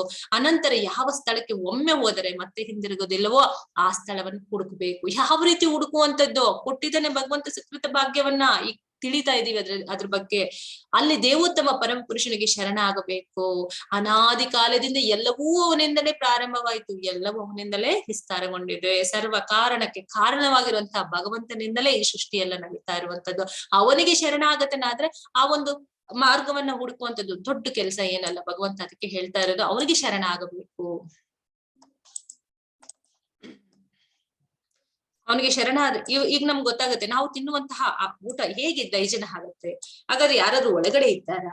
ದೇಹದಲ್ಲಿ ಒಂದು ಅಗ್ನಿ ಇಲ್ಲ ಅಂತಂದ್ರೆ ಅದು ಯಾವ ರೀತಿ ಅದು ಡೈಜನ್ ಮಾಡ್ಕೊಳ್ಳಿಕ್ಕೆ ಸಾಧ್ಯ? ಹೇಳುವಂಥದ್ದು ಅಹಂ ವೈಶ್ವಾನರೋ ಭೂತ್ವ ಪ್ರಾಣೀನಂ ದೇಹಮಾಶ್ರಿತ ಪ್ರಾಣಾಪಾನ ಸಮಾಯುಕ್ತ ಜಪಾನ್ಯಂ ಚತುರ್ವಿಧಂ. ಎಲ್ಲ ಜೀವಿಗಳ ದೇಹದಲ್ಲಿ ಜಠರಾಗ್ನಿ, ನಾನು ದೇಹದಿಂದ ಹೊರಕ್ಕೆ ಹೋಗುವ ಮತ್ತು ಒಳಕ್ಕೆ ಬರೋ ಪ್ರಾಣ ವಾಯುವಿನೊಂದಿಗೆ ಸೇರಿ 4 ವಿಧವಾದ ಆಹಾರವನ್ನು ಜೀರ್ಣ ಮಾಡಿಕೊಳ್ತೇನೆ. ತಿನ್ನುವುದು, ಅಗೆಯುವುದು, ನುಂಗುವುದು, ಎಳ್ಕೊಳ್ಳುವಂಥದ್ದು, ಕುಡಿಯುವಂಥದ್ದು, ಈ ರೀತಿಯ 4 ಆಹಾರವನ್ನ ನಾನೇ ಜೀರ್ಣವನ್ನ ಮಾಡ್ತಿದ್ದೀನಿ ಅಂದ್ರೆ ಒಳಗಡೆ ಜಠರಾಗ್ನಿಯಲ್ಲಿ ಅಗ್ನಿ ಇರಬೇಕು, ಶಾಖ ಇರಬೇಕು. ಶಾಖ ಇದ್ದಾಗ ನಾವು ತಿನ್ನುವಂತ ಎಂತೆಂತ ಪದಾರ್ಥಗಳನ್ನ ತಿಂತೀವಿ. ಅದು ಏನೆಲ್ಲ ಬೇಕು ದೇಹಕ್ಕೆ ಕೊಟ್ಟು ಬೇಡದೇ ಇರೋದನ್ನೆಲ್ಲ ಹೊರಗಡೆ ಕಳಿಸ್ತಾ ಇರುವಂತದ್ದು ಯಾರು? ಜಠರಾಗ್ನಿಯಲ್ಲೂ ಕೂಡ ಭಗವಂತನೇ. ಸೃಷ್ಟಿಗೆ ಎಲ್ಲ ಕಾರಣವಾಗಿ ಇವತ್ತು ನಡೀತಾ ಇದ್ದಾರೆ. ಎಲ್ಲಾ ಪ್ರಾಣಿಗಳಲ್ಲೂ ಜಠರಾಗ್ನಿಯಲ್ಲೂ ಭಗವಂತ ಇದ್ದಾನೆ. ಹಾಗಾದ್ರೆ ನಾವೇನೋ ಒಳ್ಳೊಳ್ಳೆ ತುಪ್ಪ, ಸಕ್ಕರೆ, ಅನ್ನ, ಹಾಲು ಎಲ್ಲ ತಿಂತಾ ಇದೀವಿ. ಹಾಲು, ತುಪ್ಪ, ಸಕ್ಕರೆ ಎಲ್ಲವನ್ನು ತಿಂದು ಜೀರ್ಣ ಮಾಡ್ಕೊಳ್ತಾ ಇದೀವಿ. ಹೌದು, ಆಗ್ತಾ ಇದೆ. ನಮಗ್ ಬೇಡದೇ ಇರೋಂಥದ್ದು ಪದಾರ್ಥಗಳನ್ನ ನಾವು ಬಿಸಾಕಿದಾಗ ಅಲ್ಲಿ ಬೇರೆ ಪ್ರಾಣಿಗಳು ಹಳಸೋಗಿದ್ದು, ಕೆಟ್ಟದ್ದು, ತುಂಬಾ ಟೈಮ್ ಆಗಿರುವಂತದ್ದು ಆ ಪದಾರ್ಥಗಳನ್ನ ತಿಂದ್ರೆ ಆ ಪ್ರಾಣಿ ಒಳಗಿದ್ದು ಯಾರಾಗಾದ್ರೆ ಅದನ್ನ ಡೈಜೆನ್ ಮಾಡ್ತಿದ್ದಾನೆ? ಅವನೇ ಅಲ್ವಾ? ಹಾಗಾದ್ರೆ ಎಲ್ಲಾ ಸರ್ವ ಕಾರಣಕ್ಕೂ ಕಾರಣ ಆಗಿರುವಂತದ್ದು ಅವನೇ ಅಲ್ವಾ? ನಾವ್ ಅದನ್ನ ಅರ್ಥ ಮಾಡ್ಕೋಬೇಕು. ಸರ್ವಸ್ಯ ಚಾಹಂ ಹೃದಿ ಸನ್ನಿವಿಷ್ಟಃ ಮತ್ತ ಸ್ಮೃತಿ ಜ್ಞಾನ ಮಹಾಪೋಹನಂ ಚ ವೇದೈಶ್ಚ ಸರ್ವೈರಹಮೇವ ವೇದ್ಯೋ ವೇದಾಂತ ಕೃತ್ ವೇದ ವಿದೇವ ಚಾಹಂ. ನಾನು ಪ್ರತಿಯೊಬ್ಬರ ಹೃದಯದಲ್ಲಿ ನೆಲೆಸಿದ್ದೇನೆ. ನಾವು 13ನೇ ಅಧ್ಯಾಯದಲ್ಲಿ ನೋಡ್ವಿ ಕ್ಷೇತ್ರಜ್ಞ ವಿಭಾಗದಲ್ಲಿ ಇಲ್ಲಿ ಭಗವಂತ ಮತ್ತೆ ಹೇಳ್ತಿದ್ದಾನೆ, ನಾನು ಪ್ರತಿಯೊಬ್ಬರ ಹೃದಯದಲ್ಲಿ ನೆನೆಸಿದ್ದೇನೆ. ಸ್ಮರಣೆ, ಜ್ಞಾನ ಮತ್ತು ಮರವು ನನ್ನಿಂದ ಬರುತ್ತವೆ. ಎಲ್ಲ ವೇದಗಳಿಂದ ತಿಳಿಯಬೇಕಾದವನು ನಾನು, ವೇದಾಂತ ಕರ್ತೃ ನಾನು. ನಾವು ಮೊದಲನೇ ಶ್ಲೋಕದಲ್ಲಿ ನೋಡಿದ್ವಲ್ಲ, ಇವತ್ತು 15ನೇ ಶ್ಲೋಕದ 1ನೇ ನೋಡಿದ್ರೆ ಈ ಮರದ ಎಲೆಗಳು ವೇದ ಮಂತ್ರಗಳು. ವೇದಗಳು ಇಲ್ಲಿ ಹೇಳ್ತಾರೆ ವೇದಾಂತ ಕರ್ತೃನ, ಅದು ಸೃಷ್ಟಿ ಮಾಡಿದ್ದು ಕೂಡ ನಾನೇ, ವೇದಗಳನ್ನು ತಿಳಿದವನೂ ನಾನೇ. ಆ ತಿಳಿದ ನಂತರ ಬ್ರಹ್ಮನಿಗೆ ಕೊಟ್ಟು ಬ್ರಹ್ಮ ಮತ್ತೆ ಅದನ್ನ ಏನ್ ಮಾಡೋದು, ಡಿವೈಡ್ ಮಾಡಿ ನಮ್ಗೆಲ್ಲ ಅದ್ರ ಬಗ್ಗೆ ಜ್ಞಾನವನ್ನ ಕೊಡುವಂಥದ್ದು. ಆದ್ರೆ ಮೊದಲು ಬ್ರಹ್ಮನಿಗಿಂತ ಮೊದಲು ತಿಳಿದಿದ್ದಾರೆ ಭಗವಂತನೇ. ನಮ್ಗೆ ಈ ಜನ್ಮದಲ್ಲಿರುವಂತಹ ನೆನಪು ಮುಂದಿನ ಜನ್ಮಕ್ಕೆ, ಈ ಜನ್ಮದಲ್ಲಿರುವಂತಹ ಹೆಂಡತಿ, ಗಂಡ, ಮಕ್ಕಳು, ತಂದೆ ತಾಯಿ, ಈ ಜನ್ಮದಲ್ಲಿ ಈ ಒಂದು ಋಣ ಇರುವವರೆಗೆ ಇನ್ನೊಂದು ಜನ್ಮದಲ್ಲಿ ಎಲ್ಲಿ ಹುಡ್ತೀವೋ ನಮ್ಗೆ ಗೊತ್ತಿಲ್ಲ. ಹಾಗಾದ್ರೆ ಈ ಒಂದು ನೆನಪು ಅಲ್ಲಿ ಬಂದ್ರೆ ನಾವು ಅಲ್ಲಿ ನೆಮ್ಮದಿಯಿಂದ ಇರ್ಲಿಕ್ಕೆ ಸಾಧ್ಯವ? ಹಾಗಾದ್ರೆ ಭಗವಂತ ಸ್ಮರಣೆ ಕೊಡುವಂತದ್ದು, ಮರಿವು ಕೊಡುವಂತದ್ದು ಒಳ್ಳೇದೇ ಅಲ್ವಾ? ಹಾಗಾದ್ರೆ ಆ ಒಂದು ಮರಿವು ಕೂಡ ಒಳ್ಳೇದೇ ಅಲ್ವಾ? ಅಕಸ್ಮಾತ್ ನಮ್ಗೆ ಅಲ್ಲಿ ನೆನಪು ಮಾಡ್ಕೊಳ್ತೀವಿ ಅನ್ನೋದಾದ್ರೆ ನಾವು ಅಲ್ಲಿ ಸಂತೋಷದಿಂದ ಬದುಕಲಿಕ್ಕೆ, ಅಥವಾ ನಾವು ಒಂದು ಪ್ರಗತಿಯನ್ನ ಕಾಣ್ಲಿಕ್ಕೆ, ಆಧ್ಯಾತ್ಮಿಕದ ಒಂದು ಪ್ರಾಕ್ಟೀಸ್ ಅನ್ನ ಮಾಡ್ಕೊಳ್ಳಿಕ್ಕೆ ನಮ್ಗೆ ಸಾಧ್ಯವಾಗುತ್ತಾ? ಭಗವಂತ ಎಲ್ಲವನ್ನು ಪ್ಲಾನ್ ಮಾಡ್ಕೊಂಡ್ಬಿಟ್ಟಿದ್ದಾನೆ, ಎಲ್ಲ ಪ್ಲಾನ್ ಮಾಡಿನೇ ಕೊಟ್ಟಿದ್ದಾನೆ. ಆದ್ರೆ ನಾವ್ ಏನ್ ಮಾಡ್ಬೇಕು? ಭಗವಂತನಿಗೆ ಸೇವೆಯನ್ನ ಮಾಡ್ಲಿಕ್ಕೆ ಭಗವಂತ ಅವಕಾಶ ಉಂಟು. ಜೀವೇರ ಸ್ವರೂಪ ಕೃತಿ ಕೃಷ್ಣರ ದಾಸ್ ಅಂತ. ಭಗವಂತನಿಗೆ ಯಾರು ದಾಸರಾಗಿದ್ದಾರೆ, ದಾಸರಾಗಬೇಕು ನಾವು. ಅವಾಗ ಮಾತ್ರ ನಮ್ಗೆ ಆ ಒಂದು ಭಗವಂತನ ಕೃಪಾ ಕಟಾಕ್ಷ ಸಿಗುತ್ತೆ. ಇಲ್ಲ ಅಂತಂದ್ರೆ ನಮ್ಗೆ ಸಿಗ್ಲಿಕ್ಕೆ ಸಾಧ್ಯ ಇಲ್ಲ. ನೇರವಾಗಿ ನಾನು ಕೃಷ್ಣನ ಹತ್ರ ಹೋಗ್ಬಿಡ್ತೀನಿ ಅಂತ ಸಾಧ್ಯ ಇಲ್ಲ. ಕೃಷ್ಣನನ್ನ ಯಾರು ಸೇವಿಸ್ತಿದ್ರೆ ಅವರ ಪಾದ ಅವ್ರ ಪಾದಗಳನ್ನ ಹಿಡಿಬೇಕು. ನಾವು ದಾಸರಾಗ್ಬೇಕು, ಅವ್ರ ಸೇವೆಯನ್ನ ಮಾಡ್ಬೇಕು, ದಾಸರ ಸೇವೆ ಮಾಡ್ಬೇಕು. ನಾವೀಗ ಏನಾಗ್ತೀವಿ, ಬಾಸರಾಗ್ಲಿಕ್ಕೆ ಪ್ರಾಕ್ಟೀಸ್ ಮಾಡ್ತಾ ಇದೀವಿ. ಬಾಸ್ ಆಗೋದಕ್ಕೆ ನಮ್ಗೆ ಇಷ್ಟ, ದಾಸರಾಗ್ಲಿಕ್ಕೆ ಇಷ್ಟ ಇಲ್ಲ. ಆದರೆ ಆಧ್ಯಾತ್ಮಿಕದಲ್ಲಿ ಪ್ರಗತಿಯನ್ನ ಹೊಂದಬೇಕಾದ್ರೆ ದಾಸರಾಗಲೇಬೇಕು. ಆಗ ಮಾತ್ರ ಆಧ್ಯಾತ್ಮಿಕ ಪ್ರಗತಿ ಕಾಣ್ಲಿಕ್ಕೆ ಸಾಧ್ಯ. ಪಾಪರಹಿತನಾದ ಅರ್ಜುನನೇ, ಇದು ವೇದಗಳ ಅತ್ಯಂತ ರಹಸ್ಯ ಭಾಗ. ಇದನ್ನು ವೇದಾಂತ ಸೂತ್ರ ಸಾರಾಂಶನೇ ಅಂತ ಹೇಳಬಹುದು. ಇದನ್ನು ಅರ್ಥ ಮಾಡಿಕೊಂಡವನು ಬುದ್ಧಿವಂತನಾಗುತ್ತಾನೆ, ಅವನ ಎಲ್ಲ ಪ್ರಯತ್ನಗಳು ಪರಿಪೂರ್ಣವಾಗುತ್ತವೆ. ಇತಿ ಗುಹ್ಯತಮಂ ಶಾಸ್ತ್ರಮಿದಂ ಮುಕ್ತಂ ಮಯಾನಗ ಏತಾದ್ ಬುದ್ಧ್ಯ ಮಾನ್ಸತ್ ಕೃತ್ಯಶ್ಚ ಭಾರತ. ಅಂದ್ರೆ ಇದು ಎಲ್ಲ ವೇದಗಳ ಅತ್ಯಂತ ರಹಸ್ಯ ಭಾಗ. ಅಂದ್ರೆ ವೇದಾಂತ ಸೂತ್ರ ರಹಸ್ಯ, ಎಲ್ಲ ವೇದಗಳನ್ನ ತಿಳ್ಕೊಂಡು ಪಾರಾಯಣ ಮಾಡಿ ಪಾಂಡಿತ್ಯವನ್ನ ಪಡ್ಕೊಳ್ಳೋದ್ರಿಂದ ಈ ಜ್ಞಾನವನ್ನ ಅರ್ಥ ಮಾಡ್ಕೊಂಡ್ರೆ ಸಾಕು. ಇದು ವೇದಾಂತದ ಅರ್ಥ ರಹಸ್ಯವಾಗಿರುವಂತಹದ್ದು. ಇದು ಒಂದು ಭಾಗ, ಸಾರಾಂಶ ಭಾಗ ಅಂತ ಭಗವಂತ ಹೇಳ್ತಾ ಇರುವಂತದ್ದು. ಸೊ 15ನೇ ಅಧ್ಯಾಯದಲ್ಲಿ ಆಧ್ಯಾತ್ಮಿಕ ಮತ್ತು ಭೌತಿಕ ಜಗತ್ತಿಗೆ ಎರಡೂ ಕಾರಣ ಆಗಿರುವಂತದ್ದು ಭಗವಂತನೇ ಅನ್ನೋಂಥದ್ದು ನಾವು ಅರ್ಥ ಮಾಡ್ಕೋಬೇಕು. ಇದು ಒಂದು ಸುಳ್ಳಿನ ಪ್ರಪಂಚ ಅನ್ನೋದು ನಮ್ಗೆ ಅರ್ಥ ಆಗುತ್ತೆ. ಇನ್ನು 16ನೇ ಅಧ್ಯಾಯದಲ್ಲಿ ದೈವಾಸುರ ಸಂಪದ ವಿಭಾಗ ಯೋಗ, ದೈವಿ ಹಾಗೂ ಆಸುರಿ ಸ್ವಭಾವಗಳು. ಯಾರಾದ್ರೂ ನಮ್ಮಲ್ಲಿ ಪ್ರಶ್ನೆ ಕೇಳಿದ್ರೆ, ನೀನು ತುಂಬಾ ಒಳ್ಳೆ ಬುದ್ಧಿವಂತನಾಗಿದ್ಯಾ, ನಿನ್ಗೆ ದೈವಿ ಗುಣಗಳಿದೆ, ಹಾಗಾದ್ರೆ ನೀನ್ ತುಂಬಾ ಒಳ್ಳೆಯವನ ಅಂತಂದ್ರೆ ನಮ್ಗೆ ಹೇಳಕ್ ಸಾಧ್ಯನಾ? ಹೌದಪ್ಪ ನಾನ್ ತುಂಬಾ ಒಳ್ಳೆವ್, ನನ್ ಕೆಟ್ಟ ಗುಣನೇ ಇಲ್ಲ ಅಂತ ಸಾಧ್ಯ ಇಲ್ಲ. ಯಾಕೆ ಅಂತಂದ್ರೆ ಪೂರ್ತಿ ಒಳ್ಳೆ ಗುಣಗಳು ನಮ್ಮ ಹತ್ರ ಇಲ್ಲ. ಹಾಗಾದ್ರೆ ನೀನ್ ಪೂರ್ತಿ ಕೆಟ್ಟವನ ಅಂತಂದ್ರೆ, ಇಲ್ಲಪ್ಪ ನಾನ್ ಕೆಟ್ಟವನಿಲ್ಲ, ನಾನ್ ಪೂರ್ತಿ ಕೆಟ್ಟವನು ಅಲ್ಲ. ಹಾಗಾದ್ರೆ ಅದು ಸ್ವಲ್ಪ ಇದೆ, ಇದು ಸ್ವಲ್ಪ ಇದೆ, ಎರಡೂ ಇದೆ ಅಲ್ವಾ? ಅದ್ರ ಪ್ರಮಾಣ ಹೆಚ್ಚು ಕಡಿಮೆ ಇರಬಹುದು. ಆದ್ರೆ ಎರಡು ಗುಣಗಳು ನಮ್ಮ ಹತ್ರ ಇದೆ. ಆದ್ರೆ ಒಳ್ಳೆಯ ಪ್ರಮಾಣವನ್ನ ಹೆಚ್ಚಿಸಿಕೊಳ್ಳಲು ಹೇಗೆ ಅಲ್ವಾ? ಅದನ್ನ ನೋಡೋಣ. ಶ್ರೀ ಭಗವಾನುವಾಚ ಅಭಯಂ ಸತ್ವ ಸಂಶುದ್ಧಿ ಜ್ಞಾನ ಯೋಗ ವ್ಯವಸ್ಥಿತಿ ದಾನ ನಮಶ್ಚ ಯಜ್ಞಶ್ಚ ಸ್ವಾಧ್ಯಾಯಸ್ತಪ ಆರ್ಜವಂ ಅಹಿಂಸಾ ಸತ್ಯಂ ಅಕ್ರೋಧ ತ್ಯಾಗ ಶಾಂತಿರಪೈಶುನಂ ದಯಾ ಭೂತೇಶ್ವರೋ ಲುಪ್ತಂ ಮಾರ್ತವಂ ಹೀರ ಚಾಪಲಂ ತೇಜ ಕ್ಷಮ ಕೃತಿ ಶೌಚ ಮದ್ರೋಹೋ ನಾತಿಮಾನಿತಾಃ ಭವಂತಿ ಸಂಬದಂ ದೈವಿಂ ಅಭಿಜಾತಸ್ಯ ಭಾರತ. ದೇವೋತ್ತಮ ಪುರುಷನು, ಪರಮ ಪುರುಷನು ಹೀಗೆ ಹೇಳಿದನು, ಭರತ ವಂಶಜನಾದ ಅರ್ಜುನನೇ ಅಭಯ. ನಾನು ಇದನ್ನೆಲ್ಲ ವಿವರಿಸಿದ್ದೀನಿ. ನೀವು ಕೂಡ ಈ ಒಂದು 18 ದಿನಗಳ ಕಾಲದಲ್ಲಿ ಇದನ್ನ ಕೂಡ ಕೇಳಿರ್ತಾರೆ. ಅಭಯ ಅನ್ನೋದು ಭಯ ಇಲ್ಲದೆ ಇರುವಂತದ್ದು. ಹೇಗೆ ಪ್ರಹ್ಲಾದ್ ಮಹಾರಾಜ ಎಲ್ಲ ಸಮಯದಲ್ಲೂ ಎಂತ ಒಂದು ಹಿರಣ್ಯಕಶಿಪು ತೊಂದರೆ ಕೊಟ್ಟರು ಕೂಡ ಅಭಯದಿಂದ ಇದ್ದ. ಅಸ್ತಿತ್ವದ ಸಂಸರ್ಜಿ ಯಾರೆಲ್ಲ ಬ್ರಹ್ಮಚರ್ಯವನ್ನ ಕಟ್ಟುನಿಟ್ಟಾಗಿ ಪಾಲನೆ ಮಾಡ್ತಾರೆ, ಗೃಹಸ್ಥಾಶ್ರಮದಲ್ಲಿ ಕೂಡ ಅವರು ಶುದ್ಧರಾಗಿರ್ತಾರೆ. ದಿವ್ಯ ಜ್ಞಾನ, ಈ ಜ್ಞಾನವನ್ನೆಲ್ಲ ತಿಳ್ಕೊಂಡು ಇನ್ನೊಬ್ಬರಿಗೆ ಹೇಳುವಂತದ್ದು. ಈ ಭಗವಂತನ ಜ್ಞಾನವನ್ನೆಲ್ಲ ಯಾರೆಲ್ಲ ಅರ್ಥ ಮಾಡ್ಕೊಳ್ತಾರೆ ಅದೆಲ್ಲ ಇನ್ನೊಬ್ರಿಗೂ ಹೇಳುವಂಥದ್ದು. ದಿವ್ಯ ಜ್ಞಾನವನ್ನ ತಿಳ್ಕೊಂಡು ದಾನ, ಗೃಹಸ್ಥನಿಗೆ ಹೇಳೋರು, ಆತ್ಮ ಸಂಯಮ ಎಲ್ಲರಿಗೂ ಇರ್ಬೇಕು. ಯಜ್ಞ ಜಪ ಯಜ್ಞವನ್ನ ಮಾಡೋದು, ವೇದಾಧ್ಯಯನ, ಬ್ರಹ್ಮಚಾರಿಗಳು ಮಾಡೋದು, ತಪಸ್ಸು, ಎಲ್ಲರಿಗೂ ಬೇಕಾಗಿರೋದು ಸರಳತೆ, simple living, highly thinking. Prabhupada ಹೇಳಿದ್ರೆ ಅಹಿಂಸೆ, ಭಕ್ತಿಯನ್ನ ಮಾಡದೆ ಯಾವುದೋ ಒಂದು ಕಾರ್ಯದಲ್ಲಿ ನಾನು ತೊಡಗಿರ್ತೀನಿ ಅನ್ನೋದು ಕೂಡ ಅಹಿಂಸೆ. ಇನ್ನೊಂದೇನ್ ಪ್ರಾಣಿಗೆ ಹೋಗಿ ಹಿಂಸೆ ಮಾಡುವಂತದ್ದು ಅಥವಾ ಇನ್ನೊಬ್ರಿಗೆ ಏನೋ ಬೈದ್ ಬಿಟ್ರೆ ಹಿಂಸೆ ಅಲ್ಲ. ಭಗವಂತನನ್ನ ಆರಾಧನೆ ಮಾಡದೆ ಹರಿನಾಮವನ್ನ ಹೇಳದೆ ಆ ಜೀವಾತ್ಮಕ್ಕೆ ಒಂದು ಫುಡ್ ಅನ್ನ ಕೊಡದೆ ಹೋದ್ರೆ, ಜೀವಾತ್ಮಕ್ಕೆ ಫುಡ್ ಏನಂದ್ರೆ ಹರಿನಾಮ, ಅದನ್ನ ಕೊಡದೆ ಹೋದ್ರು ಕೂಡ ಹಿಂಸೆನೆ. ಅದಕ್ಕಾಗಿ ಅಹಿಂಸೆ ಅಂತ ಇಲ್ಲಿ ಕೊಟ್ಟಿದ್ದಾರೆ. ಅದನ್ನು ಕೂಡ ನಾವು ಅಹಿಂಸೆ ರೀತಿಯಲ್ಲಿ ಹೋಗ್ಬೇಕಂದ್ರೆ ಆ ದೇಹಾತ್ಮಕ್ಕೆ ಆ ಜೀವಾತ್ಮಕ್ಕೆ ಏನ್ ಬೇಕೋ ಅದನ್ನ ನಾವು ಪ್ರೊವೈಡ್ ಮಾಡ್ಬೇಕು. ಸತ್ಯ, ಆದಷ್ಟು ಸತ್ಯವನ್ನ ಹೇಳುವಂತ ಅವರಾಗಿರ್ಬೇಕು. ಕೋಪ ಮಾಡಿಕೊಳ್ಳದಿರುವುದು, ಸಣ್ಣ ಸಣ್ಣಕ್ಕೆಲ್ಲ ಕೋಪ ಮಾಡ್ಕೊಳ್ತಾರೆ, ಮಾಡ್ಕೋಬಾರ್ದು. ನಿಜವಾದ ಒಂದು ದೈವಿ ಗುಣದವರಾದ್ರೆ ತ್ಯಾಗ, ಶಾಂತಿ, ತಪ್ಪು ಹುಡುಕುವುದರಲ್ಲಿ ವಿಮುಖತೆ, ಎಲ್ಲ ಜೀವಿಗಳಲ್ಲಿ ದಯೆ, ದುರಾಶೆ ಇಲ್ಲದಿರುವುದು, ಮೃದು ಸ್ವಭಾವ, ನಮ್ರತೆ, ಇದೆಲ್ಲ ನಾವು ಅರ್ಜುನನಲ್ಲಿ ನೋಡಿದ್ವಿ. ನಮ್ಮೊಳಗಿರುವ ಅರ್ಜುನ ಕೂಡ ಇರ್ತಾನೆ. ಅದೇ ಹೆಚ್ಚಿಸ್ಕೊಳ್ಳೋದಕ್ಕೆ ನಮ್ಗೆ ಅಗತ್ಯವಾದ ಅವಕಾಶಗಳಿದೆ. ದೃಢ ಸಂಕಲ್ಪ. ಈಗ 18 ದಿನಗಳಲ್ಲದೆ ಇನ್ನು 3 ದಿವಸ 21 ದಿವಸಗಳ ಕಾಲ ಭಗವದ್ಗೀತೆಯನ್ನ ಕೇಳಿ ಮತ್ತಷ್ಟು ತಿಳ್ಕೊತಾ ಇದೀವಿ. ಅದೇ ದೃಢ ಸಂಕಲ್ಪ. ತೇಜಸ್ಸು, ಕ್ಷಮೆ, ಇವೆಲ್ಲ ಕ್ಷತ್ರಿಯನಲ್ಲಿರುವಂತದ್ದು. ಸ್ಥೈರ್ಯ, ಶುಚಿತ್ವ, ಒಳಗಡೆ ಅಂತರಂಗದಿಂದಲೂ ಬಹಿರಂಗದಿಂದಲೂ ಮತ್ತು ಅಸೂಯೆಯಿಂದಲೂ ಗೌರವಕ್ಕಾಗಿ ಆಸೆ ಪಡುವುದರಿಂದಲೂ ಮುಕ್ತವಾಗಿರುವುದು. ಈ ದಿವ್ಯ ಗುಣಗಳು ದೈವಿ ಸ್ವಭಾವ ಇರುವ ಪುಣ್ಯಶೀಲರಲ್ಲಿ ಇರುತ್ತದೆ. ಭಗವಂತನೇ ಹೇಳ್ತಾ ಇರುವಂತದ್ದು. ಈ ಗುಣಗಳೆಲ್ಲ ಯಾರಲ್ಲಿದೆ? ಅವರೆಲ್ಲ ದೈವಿ ಗುಣದವರಾಗಿರ್ತಾರೆ. ಅವರಲ್ಲಿ ಯಾವುದೇ ರೀತಿಯಾದಂತಹ ಆಸುರಿ ಗುಣಗಳಿರಲ್ಲ. ಹಾಗಾದ್ರೆ ನಾವ್ ಏನ್ ಮಾಡ್ಬೇಕು? ಆ ಗುಣಗಳನ್ನ ಮಾಡ್ಬೇಕಂದ್ರೆ ಪ್ರಭುಪಾದರು ಸುಲಭ ಮಾರ್ಗವನ್ನ ಕೊಟ್ಟಿದ್ದಾರೆ. ಏನು? ABCD ಅಂತ ಕೊಡಿ. ಏನು? A for association of devotees. ಭಕ್ತರ ಸಂಘದಲ್ಲಿ ನೀನು ಬೇರೆ, ಸಾಧು ಸಂತರ ಒಂದು ಅವರ ಒಂದು ಸಂಘದಲ್ಲಿ ಇರು, ನೀನು ಅವರ ಒಂದು ಕನೆಕ್ಷನ್ ಅಲ್ಲಿ ಇರು ಅಂತ ಹೇಳುವಂತದ್ದು. ಇನ್ನ B ಫಾರ್ ಭಗವದ್ಗೀತಾ ರೀಡಿಂಗ್. ಕೇಳ್ತಾ ಇದ್ದೀರಾ, ದಿನಕ್ಕೆ 1 ಶ್ಲೋಕವಾದ್ರು. ಮನೇಲಿ ಮಕ್ಕಳು ಇರ್ಬೋದು, ಕಾಲೇಜ್ ಹೋಗೋರ್ ಅಂತ ಇರ್ಬೋದು, ಯಾರಾದ್ರೂ ಸಾಯಂಕಾಲ ಒಂದಷ್ಟು ಟೈಮ್ ಸಿಕ್ಕೇ ಸಿಗುತ್ತೆ. ಮೊಬೈಲ್ ನೋಡೋದಕ್ಕೆ ಬಿಡ್ಬೋದು, ಅಥವಾ ಟಿವಿ ನೋಡೋದನ್ನ ಬಿಡಬಹುದು, ಅಥವಾ ಹೊರಗಡೆ ಸುಮ್ನೆ ಶಾಪಿಂಗ್ ಮಾಡೋದು ಅಗತ್ಯ ಇದ್ರೆ ಮಾಡ್ಲಿ, ಇಲ್ಲ ಅಂತ ಸಮಯ ಸಿಕ್ಕೇ ಸಿಗುತ್ತೆ. ಮಾಡ್ಕೊಂಡ್ರೆ ಆ ಕೂತ್ಕೊಂಡು 1 ಶ್ಲೋಕ, 1 ಭಾವಾರ್ಥವನ್ನ ಅವ್ರ ಕೈಲಿ ಓದಿಸಿ, ನೀವು ಓದಿ ಅವ್ರಿಗೆ ಹೇಳಿ. ಅದನ್ನ ಭಗವದ್ಗೀತೆಯನ್ನ ಓದುವಂಥದ್ದು, ಕ್ಲಾಸ್ ಅಟೆಂಡ್ ಮಾಡುವಂಥದ್ದು. ಇನ್ನ ಯಾರಿಗೂ ಗೊತ್ತಿಲ್ಲ, ನಿಮ್ಗೆ ಯಾರಿಗೂ ಗೊತ್ತಿದ್ದಾರೆ ಅವ್ರಿಗೆ ಸಮಯದಪ್ಪ ಕ್ಲಾಸ್ ಅಟೆಂಡ್ ಮಾಡ್ಲಿ ಅಂತ ಅವ್ರಿಗೆ ತಿಳಿಸುವಂತದ್ದು ಇರ್ಬೋದು. ಈ ಭಗವದ್ಗೀತೆಯಲ್ಲಿ ನಮ್ಮನ್ನ ತೊಡಗಿಸ್ಕೊಳ್ಳುವಂಥದ್ದು. ಇನ್ನ C ಫಾರ್ ಚಾಂಟಿಂಗ್. ಇವತ್ತು ನೋಡ್ಬೇಕು ಅಂತಂದ್ರೆ ನಾನು 16 ರೌಂಡ್ ಚಾಂಟಿಂಗ್ ಅನ್ನ ನಾನು ಮಾಡಿ ಕ್ಲಾಸಿಗೆ ಬಂದೆ. 16 ರೌಂಡ್ ಚಾಂಟಿಂಗ್ ಮಾಡಿ, ಆರತಿ ಭಗವಂತನದ್ದು ಆರತಿ ಆನ್ಲೈನ್ ಅಲ್ಲಿ ಅಟೆಂಡ್ ಮಾಡಿ, ಮನೇಲಿ ಆರತಿ ಮಾಡಿ ನಾನು ಕ್ಲಾಸಿಗೆ ಬಂದೆ. ಮಾಡಬೇಕು ಅನ್ನೋದಿದ್ರೆ ಖಂಡಿತ ಎಲ್ರು ಮಾಡಕ್ ಆಗತ್ತೆ. ಸೊ 16 ರೌಂಡ್ ಮಾಡಿ ಅಂತ ಯಾರು ಹೇಳ್ತಿಲ್ಲ. 1 ರೌಂಡ್ 108 ಬಾರಿ ಹರೇ ಕೃಷ್ಣ ಮಹಾಮಂತ್ರವನ್ನ, C for chanting. So chanting ಅನ್ನ ಮಾಡ್ತಾ ಇದೆ. ಕಲ್ಮನಾಶ ದೂರವಾಗಿ ಹರಿಷಡ್ವರ್ಗಗಳು ನಮ್ಮಲ್ಲಿರುವಂತಹ ಕಾಮ, ಕ್ರೋಧ, ಮದ, ಮೋಹ, ಮತ್ಸರಗಳೆಲ್ಲ ದೂರವಾಗ್ಲಿಕ್ಕೆ ಸಾಧ್ಯ ಆಗುತ್ತೆ. ಒಂದು ಕಸ ತುಂಬಿರುವಂತಹ ಒಂದು ಬಾಟಲ್ ಅನ್ನ ಇಟ್ಟು ಅದ್ರಲ್ಲಿ ನೀರ್ ಹಾಕ್ತಾ ಇದ್ರೆ ಸುಲಭವಾಗಿ ಹೋಗುತ್ತೆ. ಯಾವಾಗ ನಾವು ಪೈಪ್ ತಗೊಂಡು ಫೋರ್ಸ್ಫುಲಿ ನಾವು ನೀರ್ ಬಿಟ್ಟಿದೀವಿ ಅಂದ್ರೆ ಫೋರ್ಸ್ಫುಲಿ ಅದೆಲ್ಲ ಹೊರಗಡೆ ಬಂದ್ಬಿಡತ್ತೆ. ಸೊ ಯಾವಾಗ ಎಷ್ಟು ಫೋರ್ಸ್ಫುಲಿ ನಾವು ಹರೇ ಕೃಷ್ಣ ಮಹಾಮಂತ್ರನ ಹೇಳ್ತಾ ಇದೀವಿ ಅಂದ್ರೆ ಆದಷ್ಟು ನಮ್ಮ ಒಳಗಡೆ ಎಲ್ಲ ಹೊರಗಡೆ ಹೋಗುತ್ತೆ. ಒಳಗಡೆ ಇರೋದು ಕಲ್ಮಶಗಳೆಲ್ಲ ಹೊರಗಡೆ ಹೋದ್ರೆ ಅಲ್ಲಿ ಜಾಗ ಆಯ್ತು, ಒಳ್ಳೇದೆಲ್ಲ ಹೋಗಿ ಸೇರ್ಕೊಳ್ಳುತ್ತೆ. ಸೊ ಎಲ್ಲವೂ ನಮ್ಮ ಕೈಯಲ್ಲೇ ಇದೆ. ಹಾಗಾಗಿ ನಾವೇನ್ ಮಾಡ್ಬೇಕು? ಹರೇ ಕೃಷ್ಣ ಮಹಾಮಂತ್ರವನ್ನ ಹೇಳ್ಬೇಕು. ಆಮೇಲೆ D for diet and dance ಅಂತ ಹೇಳ್ಬಾರ್ದು. ಯಾರು ನಾನು ಅನ್ನೋದನ್ನ ಬಿಡ್ತಾರೆ ಅವ್ರಿಗೆ ಭಗವಂತನ ಎದುರುಗಡೆಯಲ್ಲಿ ನಾನು ಶ್ರೀಮಂತ, ನಾನು ಬಡವ, ನಾನು ಬಲ್ಲಿದವ, ನಾನು ಸುಂದರ, ನಾನು ಕುರುಪಿ ಏನು ಇರಲ್ಲ.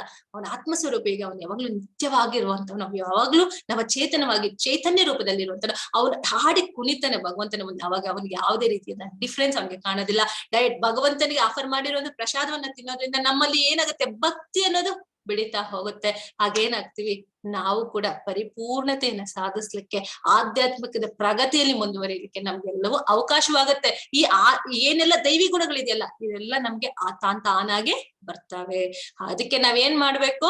ಭಕ್ತರ ಸಂಘ ಮಾಡ್ಬೇಕು, ಭಗವದ್ಗೀತೆಯನ್ನ ಓದಬೇಕು, ಚಾಂಟಿಂಗ್ ಮಾಡ್ಬೇಕು, ಭಗವಂತನಿಗೆ ಆಫರ್ ಮಾಡಿದ ಪ್ರಸಾದವನ್ನ ತಿನ್ಬೇಕು, ದೇವಸ್ಥಾನಗಳಿಗೆ ಹೋದಾಗ ಭಕ್ತರ ಜೊತೆ ಕೂಡಿ ಆಡ್ಬೇಕು, ಡಾನ್ಸ್ ಮಾಡ್ಬೇಕು. ಅವಾಗ ಏನಾಗುತ್ತೆ? ನಾವು ಕೂಡ ಒಂದು ಶುದ್ಧಿ ಆಗ್ಲಿಕ್ಕೆ ಅದು ಅವಕಾಶವಾಗುತ್ತೆ. ಕಲಿಯುಗದಲ್ಲಿ ಎಷ್ಟು ಸುಲಭ ಮಾರ್ಗ ಮಾಡ್ಕೊಟ್ಬಿಟ್ಟಿದ್ದಾರೆ ಪ್ರಭುಪಾದರಲ್ವಾ ನಮಗೆ.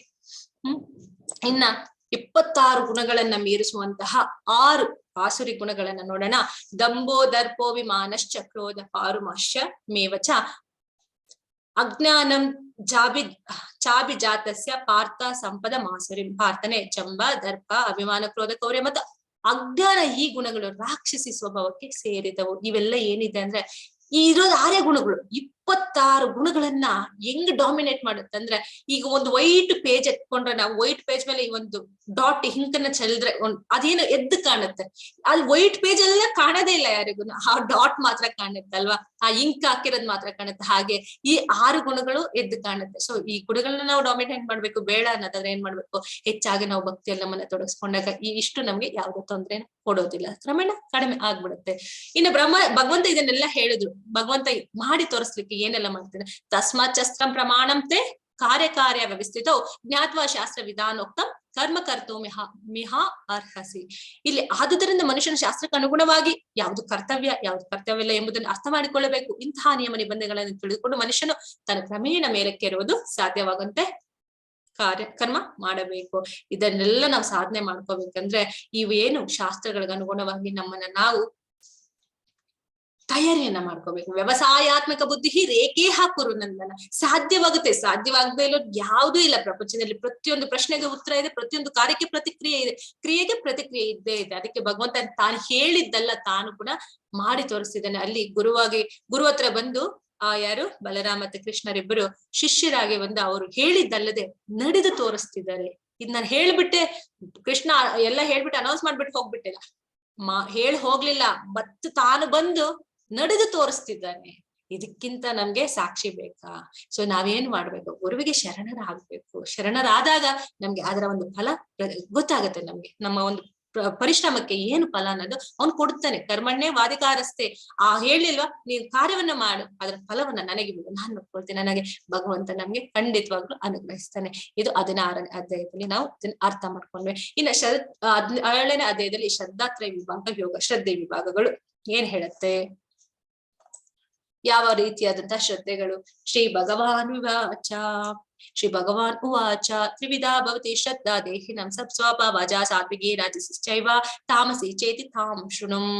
ಸತ್ವಾನುರೂಪ ಸರ್ವಸ್ಯ ಶ್ರದ್ಧಾ ಭವತಿ ಭಾರತ ಶ್ರದ್ಧಾಯೋಯಂ ಪುರುಷೋ ಯೋ ಯಚ್ಛೇಯತಃ ಸ ಏವ ಸಹ. ದೇವೋತ್ತಮ ಪರಮ ಪುರುಷನು ಹೀಗೆ ಹೇಳಿದನು, ದೇಹಧಾರಿಯಾದ ಆತ್ಮನು ಪಡೆದ ಪ್ರಕೃತಿ ಗುಣಗಳಿಗೆ ಅನುಗುಣವಾಗಿ ಮನುಷ್ಯನು ಶ್ರದ್ಧೆ 3 ಬಗೆಗಳದ್ದು ಆಗಿರಬಹುದು. ಸಾತ್ವಿಕ, ರಾಜಸ, ತಾಮಸ. ಈಗ ಆ ಬಗ್ಗೆ ಕೇಳು. ಭರತ ವಂಶಜನಾದ ಅರ್ಜುನನೇ ವಿವಿಧ ಪ್ರಕೃತಿ ಗುಣಗಳಲ್ಲಿ ಮನುಷ್ಯನು ಬದುಕಿದ ರೀತಿಗನುಗುಣವಾಗಿ ಅವನು ನಿರ್ದಿಷ್ಟ ಶ್ರದ್ಧೆಯನ್ನು ಬೆಳೆಸಿಕೊಳ್ಳುತ್ತಾನೆ. ಜೀವ ಗಳಿಸಿಕೊಂಡ ಗುಣಗಳಿಗೆ ಅನುಗುಣವಾಗಿ ಅವನು ಒಂದು ನಿರ್ದಿಷ್ಟ ಶ್ರದ್ಧೆಯನ್ನು ಅವನು ಎಂದು ಹೇಳುತ್ತಾರೆ.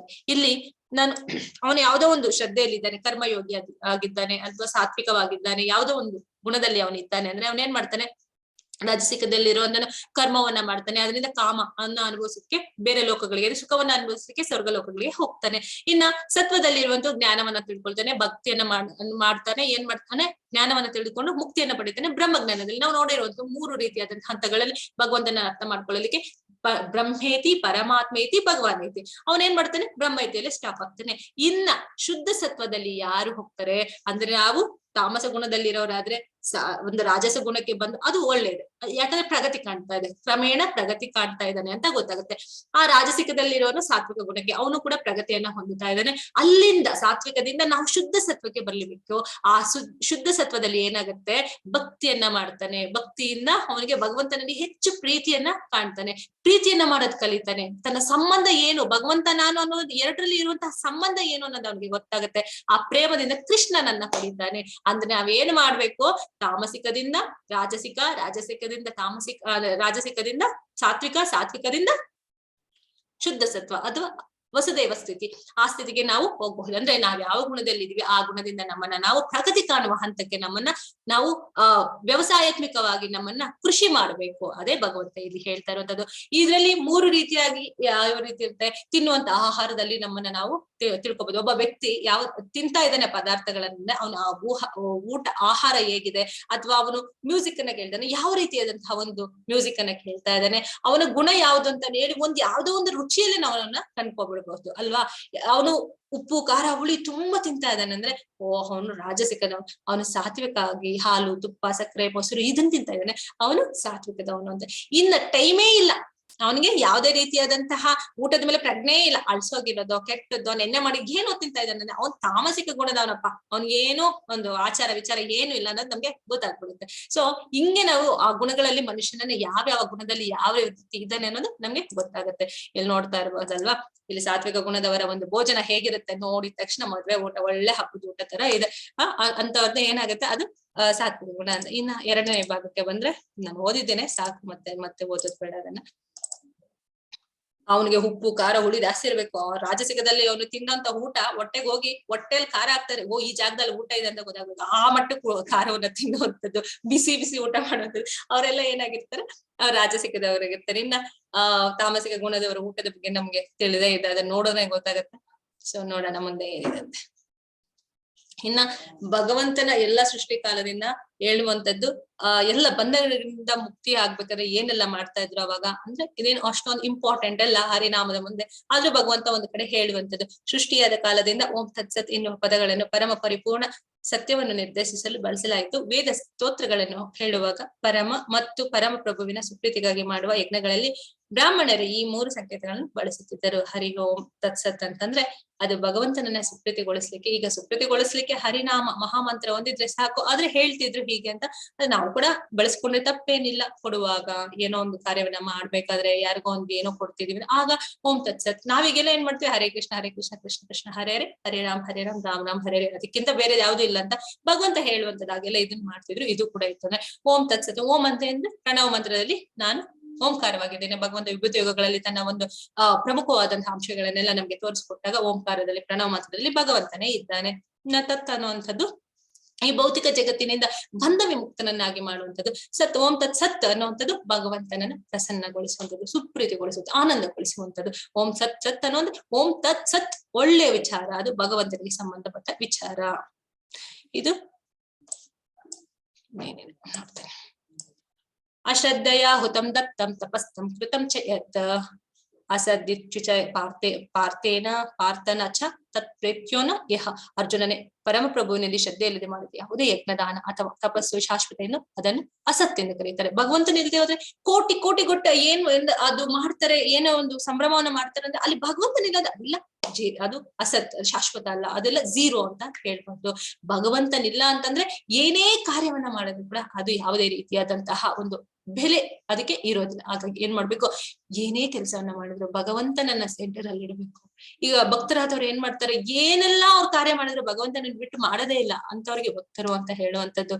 ತಪಸ್ಸು ಶಾಶ್ವತ, ಯಾವುದು ಯಜ್ಞ ದಾನ ಅಥವಾ ತಪಸ್ಸು ಏನೇ ಮಾಡಿದ್ರು ಕೂಡ ಅದು ಭಗವಂತನಿಲ್ಲ ಅಂತಂದ್ರೆ ಅದು ಶಾಶ್ವತ. ಈಗ ತುಂಬಾ ಪಾಂಡಿತ್ಯವನ್ನ ತಿಳ್ಕೊಂಡಿದ್ದಾನಪ್ಪ, ಏನೊಂದಷ್ಟು ಪಾಂಡಿತ್ಯ ಅವನಿಗೆ ಗೊತ್ತು ಅಂತಂದ್ರೆ ಅವನಲ್ಲಿ ಭಕ್ತಿ ಇಲ್ಲದೆ ಇರುವಂತ ಪಾಂಡಿತ್ಯ ಅದು ನಶ್ವರ, ಅದು ಝೀರೋ ಸಮಾನ, ಅದಕ್ಕೆ ಯಾವುದೇ ರೀತಿಯ ಬೆಲೆ ಇಲ್ಲ.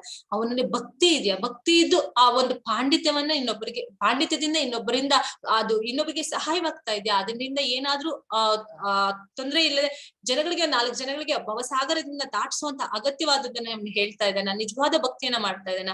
ಖಂಡಿತವಾಗ್ಲು ನನ್ಗೇನು ಗೊತ್ತಿಲ್ಲ ಅಂದ್ರೂ ಕೂಡ ಭಕ್ತಿಯನ್ನ ಮಾಡ್ತಿದ್ದೀನಿ, ನಾನು ಏನೋ ಹೇಳಿದ್ರೆ ಅದು ಖಂಡಿತ ಆಗುತ್ತೆ.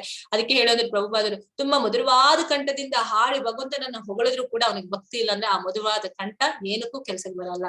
ಆದ್ರೆ ಭಕ್ತಿ ಇಲ್ಲದೆ ನೀನು ಭಕ್ತಿಯಿಂದ ನೀನ್ ಏನೇ ಮಾಡಿ ಯಾವುದೇ ರೀತಿಯಲ್ಲಿ ಹೇಳು, ಆ ಭಕ್ತಿಯಿಂದ ಮಾಡಿದ್ರೆ ಭಗವಂತನಿಗೆ ಹೋಗಿ ಸಲ್ಲುತ್ತೆ. ಹಾಗಾಗಿ ಇಲ್ಲಿ ಅದ್ಭುತವಾದ ಪಾಂಡಿತ್ಯದಿಂದ ಹೇಳುವಂತದ್ದು ಏನೂ ಕೆಲ್ಸಕ್ಕೆ ಬರೋದಿಲ್ಲ. ಅಲ್ಲಿ ಅದ್ಭುತವಾಗಿ ಹೇಳ್ಬೇಕಂದ್ರೆ ಅದ್ರ ಜೊತೆಗೆ ಭಕ್ತಿ ಆಡ್ ಆಗ್ಬೇಕು ಅಂತ ಇಲ್ಲಿ ನಾವು ಅರ್ಥ ಮಾಡ್ಕೋಬೇಕು. ಅದು ಶಾಶ್ವತವಾಗಿರುತ್ತೆ. ಇದು 17ನೇ ಅಧ್ಯಾಯದಲ್ಲಿ ನಾವು ನೋಡಿದ್ವಿ. ಇನ್ನ ಮೋಕ್ಷ ಸನ್ಯಾಸ ಯೋಗದಲ್ಲಿ ಏನಂತಾರೆ, ಅಧ್ಯಾಯ 15 ಉಪಸಂಹಾರ ವೈರಾಗ್ಯ ಪರಿಪೂರ್ಣತೆ.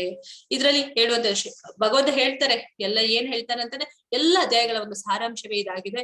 ಹಾಗಾಗಿ 18ನೇ ಅಧ್ಯಾಯದಲ್ಲಿ ಏನ್ ಪ್ರಮುಖ ಅಂಶಗಳಿದೆ ಅದನ್ನ ನಾವು ನೋಡ್ತಾ ಹೋಗೋಣ. ಶ್ರೇಯನ್ ಸ್ವಧರ್ಮ ವಿಗುಣಃ ಪರಧರ್ಮ ಸ್ವನುಷ್ಠಿತ ಸ್ವಭಾವ ನಿಯತ ಕರ್ಮ ಕುರ್ವನ್ ವಿಪ್ನೋತಿ ಕಿಲ್ಬಿಷಂ. ಪರಧರ್ಮವನ್ನು ಸ್ವೀಕರಿಸಿ ಅದನ್ನು ಪರಿಪೂರ್ಣವಾಗಿ ಮಾಡೋದಕ್ಕಿಂತ ಪರಧರ್ಮವನ್ನು ಸ್ವೀಕರಿಸಿ ಅದನ್ನು ಪರಿಪೂರ್ಣವಾಗಿ ಮಾಡೋದಕ್ಕಿಂತ ಯಾವುದು ಪರಧರ್ಮ?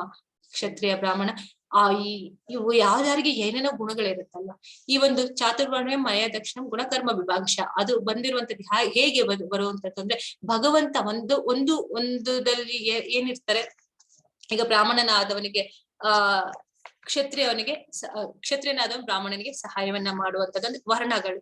ಆ ಬ್ರಾಹ್ಮಣನ ಒಂದು ಜ್ಞಾನವನ್ನ ತಿಳಿದುಕೊಂಡು ಕ್ಷತ್ರಿಯರು ವೈಶ್ಯರು ಮತ್ತೆ ಶೂದ್ರರು ಇವರೆಲ್ಲ ಏನ್ ಮಾಡ್ಬೇಕು, ಪರಮೋನ್ನತವಾದಂತಹ ಜ್ಞಾನವನ್ನ ಪಡೆದುಕೊಳ್ಳೋದಕ್ಕೆ ಬ್ರಾಹ್ಮಣನನ್ನ ಅವರು ಸಹಾಯವನ್ನು ತೆಗೆದುಕೊಳ್ಳುದು. ಹೀಗೆ ಒಬ್ಬೊಬ್ಬರು ವರ್ಣಗಳು ಏನ್ ಮಾಡ್ಬೇಕು, ಒಂದೊಂದು ರೀತಿಯಾಗಿ ಆ ವರ್ಣಕ್ಕೆ ಸಹಾಯವನ್ನ ಮಾಡಿ ಅವರು ಪರಮ ಗುರಿಯನ್ನ ಸಾಧನೆ ಮಾಡ್ಕೊಳ್ಳಲಿಕ್ಕೆ ಭಗವಂತ ಮಾಡಿರೋದು ಚಾತುರ್ವರ್ಣ್ಯ ಮಯದಶಂ ಗುಣಕರ್ಮ ವಿಭಾಗಶ. ಅಲ್ಲಿ ಗುಣಕರ್ಮಶ ಜಾತಿ ವಿಭಾಗಶ ಅಂತ ಭಗವಂತ ಎಲ್ಲಿ ಹೇಳಿಲ್ಲ. ಆದ್ರೆ ಈಗೇನಾಗಿದೆ, ಜಾತಿಯ ಮೇಲೆ ಆಧಾರದ ಮೇಲೆ ಇವಾಗೆಲ್ಲ ವಿಭಾಗಗಳು ಹಾಕ್ತಾ ಇರುವಂತದ್ದು. ಭಗವಂತ ನೇರವಾಗಿ ಭಗವದ್ಗೀತೆಯಲ್ಲಿ ತಾನೇ ಭಗವಂತನೇ ಗೀತೆಯಲ್ಲಿ ಹೇಳಿರುವಂತದ್ದು ಗುಣಕರ್ಮ ವಿಭಾಗಶಃ ಅಂತ. ಆದ್ರೆ ಇಲ್ಲಿ ಜಾತಿ ಧರ್ಮ ವಿಭಾಗಶಃ ಅಂತ ಮಾಡ್ಕೊಂಡಿದ್ದಾರೆ. ಅದು ತಪ್ಪು. ಯಾರು ಜ್ಞಾನವನ್ನ ತಿಳಿದುಕೊಂಡಿದ್ದಾರೆ, ಇನ್ನು ಯಾವುದೇ ರೀತಿಯಾದಂತಹ ತಪ್ಪು ತಿಳುವಳಿಕೆಯನ್ನ ನಾವು ಇಟ್ಕೋಬಾರ್ದು. ಯಾಕೆ ಅಂತಂದ್ರೆ ಅವ್ನ್ ಮನುಷ್ಯನಾದವ್ನು ಎಲ್ಲಿ ಬೇಕಾದ್ರೂ ಹುಟ್ಬೋದು. ಡಾಕ್ಟರ್ ಹೊಟ್ಟೆಲಿ ಡಾಕ್ಟರ್ ಹುಟ್ಬೇಕು, ಪೊಲೀಸ್ ಹೊಟ್ಟೆಲಿ ಪೊಲೀಸ್ ಹುಟ್ಬೇಕು, ಇನ್ನೊಬ್ಬರ ಹೊಟ್ಟೆಲಿ ಇನ್ನೊಬ್ಬ, ಅದ್ ಯಾವ್ದು ಅಲ್ಲ. ಆದ್ರೆ ಅವ್ನು ಯಾವ ಮನುಷ್ಯ ಜೀವಿಯಾಗಿ ಎಲ್ಲೇ ಹುಟ್ಟಿದ್ರು ಕೂಡ ಅವನ ಕರ್ಮಾನುಸಾರವಾಗಿ ಅವನಲ್ಲಿ ಇಟ್ಟಿರ್ತಾನೆ ಹೊರತು ಜ್ಞಾನದಿಂದ ಗುಣದಿಂದ ಅವನನ್ನ ನಾವು ಫೈಂಡ್ ಔಟ್ ಮಾಡ್ಬೋದು. ಹಾಗಾಗಿ ಪರಧರ್ಮವನ್ನು ಮಾಡೋದಕ್ಕಿಂತ ಯಾವುದೋ ಒಂದು, ನಾನೀಗ ಬ್ರಾಹ್ಮಣನಾಗಿದ್ದೇನೆ, ನಾನು ಹೋಗಿ ನಾನು ದೇಶವನ್ನ ಕಾಯ್ತೀನಿ ಅಂದ್ರೆ ಅದು ಸಲ್ಲದು. ನೀನ್ 100% ಮಾಡಿದ್ರು ಕೂಡ ಅದು ತಪ್ಪು. ನೀನ್ ಎಲ್ಲೇ ಹುಟ್ಟಿರ್ಬೋದು. ಇನ್ನ ಕ್ಷತ್ರಿಯನಾದವನು ನಾನು ದೇಶವನ್ನ ಕಾಯೋದು ಬಿಟ್ಟು ನಾನು ವ್ಯಾಪಾರ ಮಾಡ್ತೀನಿ ಅಂದ್ರೆ ಅದು ತಪ್ಪು. ಹಾಗಾಗಿ ನಿನಗೆ ಯಾವ ಧರ್ಮ ಇದೆ ಆ ಧರ್ಮವನ್ನು, ಸ್ವಧರ್ಮವನ್ನು ಅಪರಿಪೂರ್ಣವಾಗಿ, ನಿನ್ನ ಧರ್ಮದಲ್ಲಿ ನೀನು ಅದನ್ನು ಸರಿಯಾಗಿ ಮಾಡಿಲ್ಲ, ಅದು ಅರ್ಧಂಬರ್ಧ ಮಾಡಿದಿ ಅಂದ್ರೂ ಕೂಡ ನಿನ್ಗೆ ಅದು ಶ್ರೇಯಸ್ಕರ. ಅದೇ ಪರಧರ್ಮವನ್ನು 100% ನಾನು ಮಾಡ್ತೀನಿ ಅಂದ್ರೂ ಕೂಡ ಅದು ನಿನ್ಗೆ 100% ರಿಸಲ್ಟ್ ಕೊಡೋದಿಲ್ಲ. ಬ್ರಾಹ್ಮಣನು ಬ್ರಾಹ್ಮಣನ ಕೆಲಸವನ್ನೇ ಮಾಡ್ಬೇಕು. ಅಂದ್ರೆ ಬುದ್ಧಿ ಜ್ಞಾನ ಇದೆ, ಅವನೇನ್ ಮಾಡ್ಬೇಕು, ಜ್ಞಾನ ಕೊಡುವಂತಹ ಕೆಲಸವನ್ನ ಮಾಡ್ಬೇಕು. ಕ್ಷತ್ರಿಯನಾಗಿರ್ತಾನೆ, ಅವನಿಗೆ ಪೊಲೀಸ್ ಆಗ್ಬೇಕು ಅಥವಾ ಗಡಿ ಪ್ರದೇಶವನ್ನ ಕಾಯ್ಬೇಕು. ಆ ರೀತಿಯಾದಂತಹ ಒಂದು ಸ್ಥೈರ್ಯ ಅವನಲ್ಲಿ ಇರುತ್ತೆ, ಅವನ ಅದೇ ಕೆಲಸವನ್ನ ಮಾಡ್ಬೇಕು. ಗುಣಕರ್ಮಶ ವಿಭಾಗ, ಅವನಲ್ಲಿ ಯಾವ ಗುಣ ಇದೆ ಅಂತ ನೋಡಿ ಆ ಕೆಲಸವನ್ನ ಮಾಡ್ಬೇಕು. ಅದಕ್ಕೆ ಭಗವಂತ ಹೇಳೋದು, ಅದು ಅಪರಿಪೂರ್ಣ ಆಗ್ಲಿ, ಅರ್ಧಂಬರ್ಧ ಆದ್ರೂ ಕೂಡ ಶ್ರೇಯಸ್ಸು ನಿನಗೆ. ತನ್ನ ಸ್ವಭಾವಕ್ಕನುಗುಣವಾಗಿ ವಿಧಿಸಿದ ಕರ್ತವ್ಯಗಳನ್ನು ಮಾಡಿದಾಗ ಪಾಪಕರ ಪ್ರತಿಕ್ರಿಯೆಗಳು ಆಗುವುದಿಲ್ಲ. ಇಲ್ಲ ಅಂತಂದ್ರೆ ಪಾಪಕ್ಕೆ ಕಾರಣವಾಗ್ತೀವಿ. ಬ್ರಹ್ಮಭೂತ ಪ್ರಸನ್ನಾತ್ಮಾನ ಶೋಷಿತಿನ ಕಾಕ್ಷತಿ ಸಮ ಸರ್ವೇಶು ಭೂತೇಶು ಮದ್ಭಕ್ತಿಂ ಲಭತೆ ಭ್ರಂ. ಹೀಗೆ ಆಧ್ಯಾತ್ಮಿಕ ನೆಲೆಯಲ್ಲಿರುವವನು ಕೂಡಲೇ ಪರಮ ಬ್ರಹ್ಮನ ಸಾಕ್ಷಾತ್ಕಾರವನ್ನು ಪಡೆಯುತ್ತಾನೆ ಮತ್ತು ಸಂಪೂರ್ಣವಾಗಿ ಪ್ರಸನ್ನನಾಗುತ್ತಾನೆ. ಅವನು ಯಾವಾಗಲೂ ಶೋಕಿಸುವುದಿಲ್ಲ ಅಥವಾ ಏನನ್ನೂ ಬಯಸುವುದಿಲ್ಲ. ಅವನು ಎಲ್ಲ ಜೀವಿಗಳನ್ನು ಒಂದೇ ಸಮನಾಗಿ ಕಾಣುತ್ತಾನೆ. ಇಂತಹ ಸ್ಥಿತಿಯಲ್ಲಿ ಅವನು ನನ್ನ ಪರಿಶುದ್ಧ ಭಕ್ತಿ ಸೇವೆಯನ್ನು ಪಡೆಯುತ್ತಾನೆ. ಇಲ್ಲಿ ಭಗವಂತ ಹೇಳ್ತಾರೆ, ಈ ಆಧ್ಯಾತ್ಮಿಕದಲ್ಲಿ ನೆಲೆಯಲ್ಲಿರೋನು ಕೂಡಲೇ ಪರಮ ಬ್ರಹ್ಮನ್ ಸಾಕ್ಷಾತ್ಕಾರವನ್ನು ಪಡಿತಾನೆ. ಬ್ರಹ್ಮ ಸಾಕ್ಷಾತ್ಕಾರ ಮಾಡ್ಬೇಕಂದ್ರೆ ಏನ್ ಮಾಡ್ಬೇಕು, ನಾವ್ ಯಾವ ಸರ್ಕಸ್ ಮಾಡೋ ಹಾಗಿಲ್ಲ. ನಿರಾಕಾರವಾದಿಗಳು ಮಾಯಾವಾದಿಗಳು ಮಾಡೋ ಹಾಗೆ ಏನೇನೋ ತಪಸ್ಸುಗಳನ್ನ ಏನೇನೋ ಮೆಡಿಟೇಷನ್ಗಳನ್ನೆಲ್ಲ ಮಾಡೋಗತ್ತಿಲ್ಲ. ಕೇವಲ ಭಕ್ತಿ, ಭಗವಂತನಿಗೆ ಶರಣಾಗತನಾದ್ರೆ ಸಾಕು, ಬ್ರಹ್ಮನ್ ಸಾಕ್ಷಾತ್ಕಾರವನ್ನು ಪಡೆಯುವಂತ ಜ್ಞಾನ ಭಗವಂತ ಕೊಡ್ತಾನೆ. ಹಾಗೇನಾಗತ್ತೆ, ಪ್ರತಿಯೊಂದು ಜೀವಿಯಲ್ಲಿ ಇರುವಂತದ್ದು ಆ ಭಗವಂತನೇ, ಪರಮಾತ್ಮ ಸ್ವರೂಪಿಯಾಗಿ ಭಗವಂತನೇ ಇದ್ದಾನೆ ಅನ್ನೋದು ನಮ್ಗೆ ಗೊತ್ತಾಗುತ್ತೆ. ಇಂಥ ಸ್ಥಿತಿಯಲ್ಲಿ ಅವನೇನ್ ಮಾಡ್ತಾನೆ, ಎಲ್ಲಾರನ್ನು ಒಂದೇ ರೀತಿಯಲ್ಲಿ ಕಾಣ್ತಾನೆ. ಆಗೇನಾಗುತ್ತೆ, ಇಂತಹ ಸ್ಥಿತಿಯಲ್ಲಿ ಅವನು ನನ್ನ ಪರಿಶುದ್ಧ ಭಕ್ತಿ ಸೇವೆಯನ್ನು ಪಡೆಯುತ್ತಾನೆ. ಆಗೇನಾಗುತ್ತೆ, ಆ ಭಕ್ತಿ ಸೇವೆಯನ್ನ ಮಾಡ್ಲಿಕ್ಕೆ ಅವನು ಯೋಗ್ಯನಾಗ್ತಾನೆ ಅಂತ ಭಗವಂತ ಹೇಳ್ತಾರೆ ಅಂತ. ಮನ್ಮನ ಭವ ಮದ್ಭಕ್ತ ಮಧ್ಯಾಜಿ ನಮಸ್ಕುರು ಮಾಮೈ ವಿಶ್ಯಸಿ ಸತ್ಯಂತೆ ಪ್ರತಿ ಜಾನೆ ಪ್ರಿಯೋಸ್ಮಿ. ಯಾವಾಗಲೂ ನನ್ನನ್ನು ಕುರಿತು ಚಿಂತಿಸು, ನನ್ನ ಭಕ್ತನಾಗು, ನನ್ನನ್ನು ಪೂಜಿಸು ಮತ್ತು ನನಗೆ ನಮಸ್ಕರಿಸು. ಆಗ ನೀನು ನಿಶ್ಚಯವಾಗಿ ನನ್ನ ಬಳಿಗೆ ಬರುತ್ತೀಯೇ. ನೀನು ನನ್ನ ಬಹು ಪ್ರಿಯ ಸ್ನೇಹಿತನಾದುದರಿಂದ ನಿನಗೆ ಈ ಭರವಸೆಯನ್ನು ಕೊಡುತ್ತಿದೆ. ಪ್ರತಿಯೊಬ್ಬರಲ್ಲೂ ಕೂಡ ಅರ್ಜುನನಿದ್ದಾನೆ. ಪ್ರತಿಯೊಬ್ಬರಲ್ಲಿರುವ ಅರ್ಜುನನಿಗೆ ಭಗವಂತ ಹೇಳ್ತಾ ಇರುವಂತದ್ದು, ಏನೇ ಕೆಲಸವನ್ನ ಮಾಡು, ಯಾವಾಗ್ಲೂ ಏನೇನ ನೀನ್ ಯೋಚನೆ ಮಾಡೋದ್ರ ಬಗ್ಗೆ, ನನ್ನ ಬಗ್ಗೆ ಯೋಚನೆ ಮಾಡ್ತಾ ಇರು, ನನಗೆ ಭಕ್ತನಾಗು, ನನಗೋಸ್ಕರ ನೀನ್ ನಮಸ್ಕಾರ ಮಾಡು, ನಿಶ್ಚಯವಾಗಿಯೂ ನೀನ್ ನನ್ನ ಬಳಿಗೆ ಬರ್ತೀಯ. ಯಾಕಂದ್ರೆ ಅಂತಿದ್ದವ್ರಿಗೆಲ್ಲ ಹೇಳಕ್ ಸಾಧ್ಯ ಇಲ್ಲ. ಯಾವಾಗ ನನ್ನ ಬಗ್ಗೆ ಯೋಚನೆ ಮಾಡ್ತಾರಲ್ಲ ಅವರು ನನಗೆ ತುಂಬಾ ಪ್ರೀತಿ ಪೂರ್ವಕರು, ಅವ್ರಿಗೆ ಮಾತ್ರ ನಾನು ಇದನ್ನ ಹೇಳಕ್ಕಾಗುತ್ತೆ. ನೀನು ನನ್ನ ಬಹು ಪ್ರಿಯ ಸ್ನೇಹಿತನಾದುದರಿಂದ ನಿನಗೆ ಹೇಳುವ. ಪ್ರತಿಯೊಬ್ಬರಲ್ಲೂ ಅರ್ಜುನನನ್ನ ಕಾಣ್ತಿದ್ದಾನೆ ಭಗವಂತ. ಪ್ರತಿಯೊಬ್ಬರ ಒಳಗೂ ಇರುವಂತದ್ದು ಆತ್ಮಸ್ವರೂಪಿ, ಚೈತನ್ಯ ಪೂರ್ಣವಾಗಿರುವಂತಹ ಆ ಆತ್ಮಸ್ವರೂಪಿಗೆ ಹೇಳ್ತಿರುವಂತದ್ದು, ಯಾವಾಗ್ಲೂ ನನಗೋಸ್ಕರ ನೀನ್ ಕೆಲಸವನ್ನ ಮಾಡು, ನೀನು ನನಗೆ ಬಹು ಪ್ರಿಯನಾಗಿದ್ಯಾ, ಹಾಗಾಗಿ ನಿನಗ್ ಮಾತ್ರ ಹೇಳ್ತಾ ಇದ್ದೀನಿ ಅಂತ ಭಗವಂತ ಹೇಳುವಂತದ್ದು. ಅದು ನಮ್ಗೆ ಆಗಿದೆ. ಸರ್ವಧರ್ಮನ್ ಪರಿತ್ಯಜ್ಯ ಮಾಮೇಕಂ ಶರಣಂ ವ್ರಜ ಅಹಂ ತ್ವಂ ಸರ್ವ ಪಾಪೇಭ್ಯೋ ಮೋಕ್ಷಯಿಷ್ಯಾಮಿ ಮಾ ಶುಚಃ. ಎಲ್ಲ ಧರ್ಮಗಳನ್ನು ತ್ಯಜಿಸಿ, ಆ ಧರ್ಮ ಈ ಧರ್ಮ ಉಪಧರ್ಮ ಪರಧರ್ಮ ಇನ್ನೊಂದು ಧರ್ಮ ಎಲ್ಲವನ್ನು ಬಿಟ್ಬಿಡು, ನನಗೆ ಶರಣಾಗತನಾಗು, ನಾನು ನಿನ್ನನ್ನು ಎಲ್ಲ ಪಾಪಗಳಿಂದ ಮುಕ್ತನನ್ನಾಗಿ ಮಾಡುತ್ತೇನೆ. ಎದುರ್ಕೋಬೇಡ. ಭಗವಂತ ಹೇಳ್ತಿದ್ದೇನೆ, ಭಯ ಪಡೋದೇನೋ ಬೇಕಾಗಿಲ್ಲ, ಎಲ್ಲವನ್ನು ಬಿಡು, ನನಗೋಸ್ಕರ ನೀನು ಏನ್ ಮಾಡು, ಶರಣಾಗತನಾಗು, ನಾನು ಎಲ್ಲದ್ರಿಂದ ನಿನ್ನನ್ನ ಮೇಲೆತ್ತುತ್ತೀನಿ ಅಂತ. ಅಧ್ಯಶ್ಯತೆ ಚ ಇಮಂ ಧರ್ಮ್ಯಂ ಸಂವಾದಾಮಾವಯೋಃ ಜ್ಞಾನಯಜ್ಞೇನ ತೇನಾಹಂ ಇಷ್ಟಃ ಸ್ಯಾಮತಿ ಮೇ ಮತಿಃ.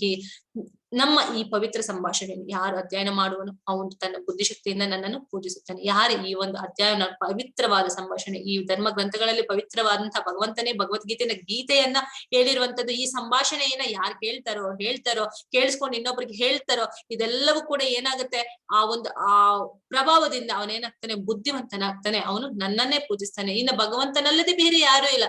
ವಾಸುದೇವಂ ಸರ್ವಮಿತಿ ಸಹಮಾತ್ಮ ಸುದುರ್ಲಭ ಅಂತದ್ದು ವಾಸುದೇವನೇ ಎಲ್ಲದಕ್ಕೂ ಕಾರಣ ಆಗಿದ್ದಾನೆ ಅಂತ ಅವನು ಗೊತ್ತಾಗತ್ತೆ.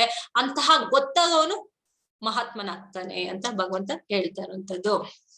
ಶ್ರದ್ಧಾ ಮಾನನ ಸೂಯಶ್ಚ ಶೃಣು ಯಾದಾಪಿ ಯೋ ನರಹ ಸೋಪಿ ಮುಕ್ತ ಶುಭ ಲೋಕಾನ್ ಪ್ರಾಪ್ನುಯಾತ್ ಪುಣ್ಯ ಕರ್ಮಣ. ಇದನ್ನು ಶ್ರದ್ಧೆಯಿಂದ ಮತ್ತು ಅಸೂಯೆ ಇಲ್ಲದೆ ಕೇಳುವ ಮನುಷ್ಯನು ಪಾಪ ಕರ್ಮಗಳಿಂದ ಮುಕ್ತನಾಗುತ್ತಾನೆ ಮತ್ತು ಪುಣ್ಯ ಕರ್ಮಗಳು ವಾಸಿಸುವ ಶುಭ ಲೋಕಗಳನ್ನು ಸೇರ್ತಾರೆ. ಸ್ವಲ್ಪ ಮಪ್ಪಿಸೆ ಧರ್ಮಸೆ ತಾಯಿತೋ ಮಹತ್ವ ವಯತನ್ನ ಹಾಗೆ ನೀ ಕೇಳಿದ ಮಾತ್ರದಿಂದ ನೀನೇನಾಗ್ತೀಯ, ಸ್ವರ್ಗಕ್ಕೆ ಹೋಗ್ತೀಯ. ಇನ್ನು ಕೇಳಿಸ್ಕೊಂಡು ಮಾತ್ರಕ್ಕೆ ನೀನ್ ಸ್ವರ್ಗಕ್ಕೆ ಹೋಗ್ತೀಯ ಅಂತಂದ್ರೆ ಅದನ್ನ ನೀನು ಅನುಸರಣೆ ಮಾಡ್ತಾ ಇದೀನಿ, ನೀನ್ ಅದನ್ನ ನೀನ್ ಕಾರ್ಯಗತವನ್ನ ಮಾಡ್ಕೊಂಡು ಸಾಧನೆಗೆ ತೊಡಗ್ತೀಯ ಅಂತಂದ್ರೆ ಭಗವಂತ ನಮ್ಗೆ ಇನ್ನೆಷ್ಟು ಅವಕಾಶಗಳನ್ನ ಕೊಡ್ಬೋದು. ಸೊ ಹಾಗಾಗಿ ತಡ ಬೇಡ, ಇವತ್ತಿಂದನೇ ಕ್ಷಣದಿಂದನೇ ಹರೇ ಕೃಷ್ಣ ಮಹಾಮಂತ್ರವನ್ನ ಹೇಳಲಿಕ್ಕೆ ಎಲ್ಲರೂ ಶುರು ಮಾಡಿ, ಎಲ್ಲರೂ ಹೇಳ್ತಾ ಆ ಭಗವಂತನ ಒಂದು ಕೃಪೆಗೆ ಪಾತ್ರರಾಗೋಣ. ಹರೇ ಕೃಷ್ಣ. ಯತ್ರ ಯೋಗೇಶ್ವರ ಕೃಷ್ಣ ಯತ್ರ ಪಾರ್ಥೋ ಧನುರ್ಧರಃ ತತ್ರ ಶ್ರೀ ವಿಜಯೋರ್ಭೂತಿ ಧ್ರುವ ನೀತಿರ್ಮತಿರ್ಮಮಃ. ಯತ್ರ ಯೋಗೇಶ್ವರ ಕೃಷ್ಣ ಯತ್ರ ಪಾರ್ಥೋ ಧನುರ್ಧರಃ ತತ್ರ ಶ್ರೀ ವಿಜಯೋರ್ಭೂತಿ ಧ್ರುವ ನೀತಿರ್ಮತಿರ್ಮಮಃ. ಯತ್ರ ಯೋಗೇಶ್ವರ ಕೃಷ್ಣ ಯತ್ರ ಪಾರ್ಥೋ ಧನುರ್ಧರಃ ತತ್ರ ಶ್ರೀ ವಿಜಯೋರ್ಭೂತಿ ಧ್ರುವ ನೀತಿರ್ಮತಿರ್ಮಮಃ.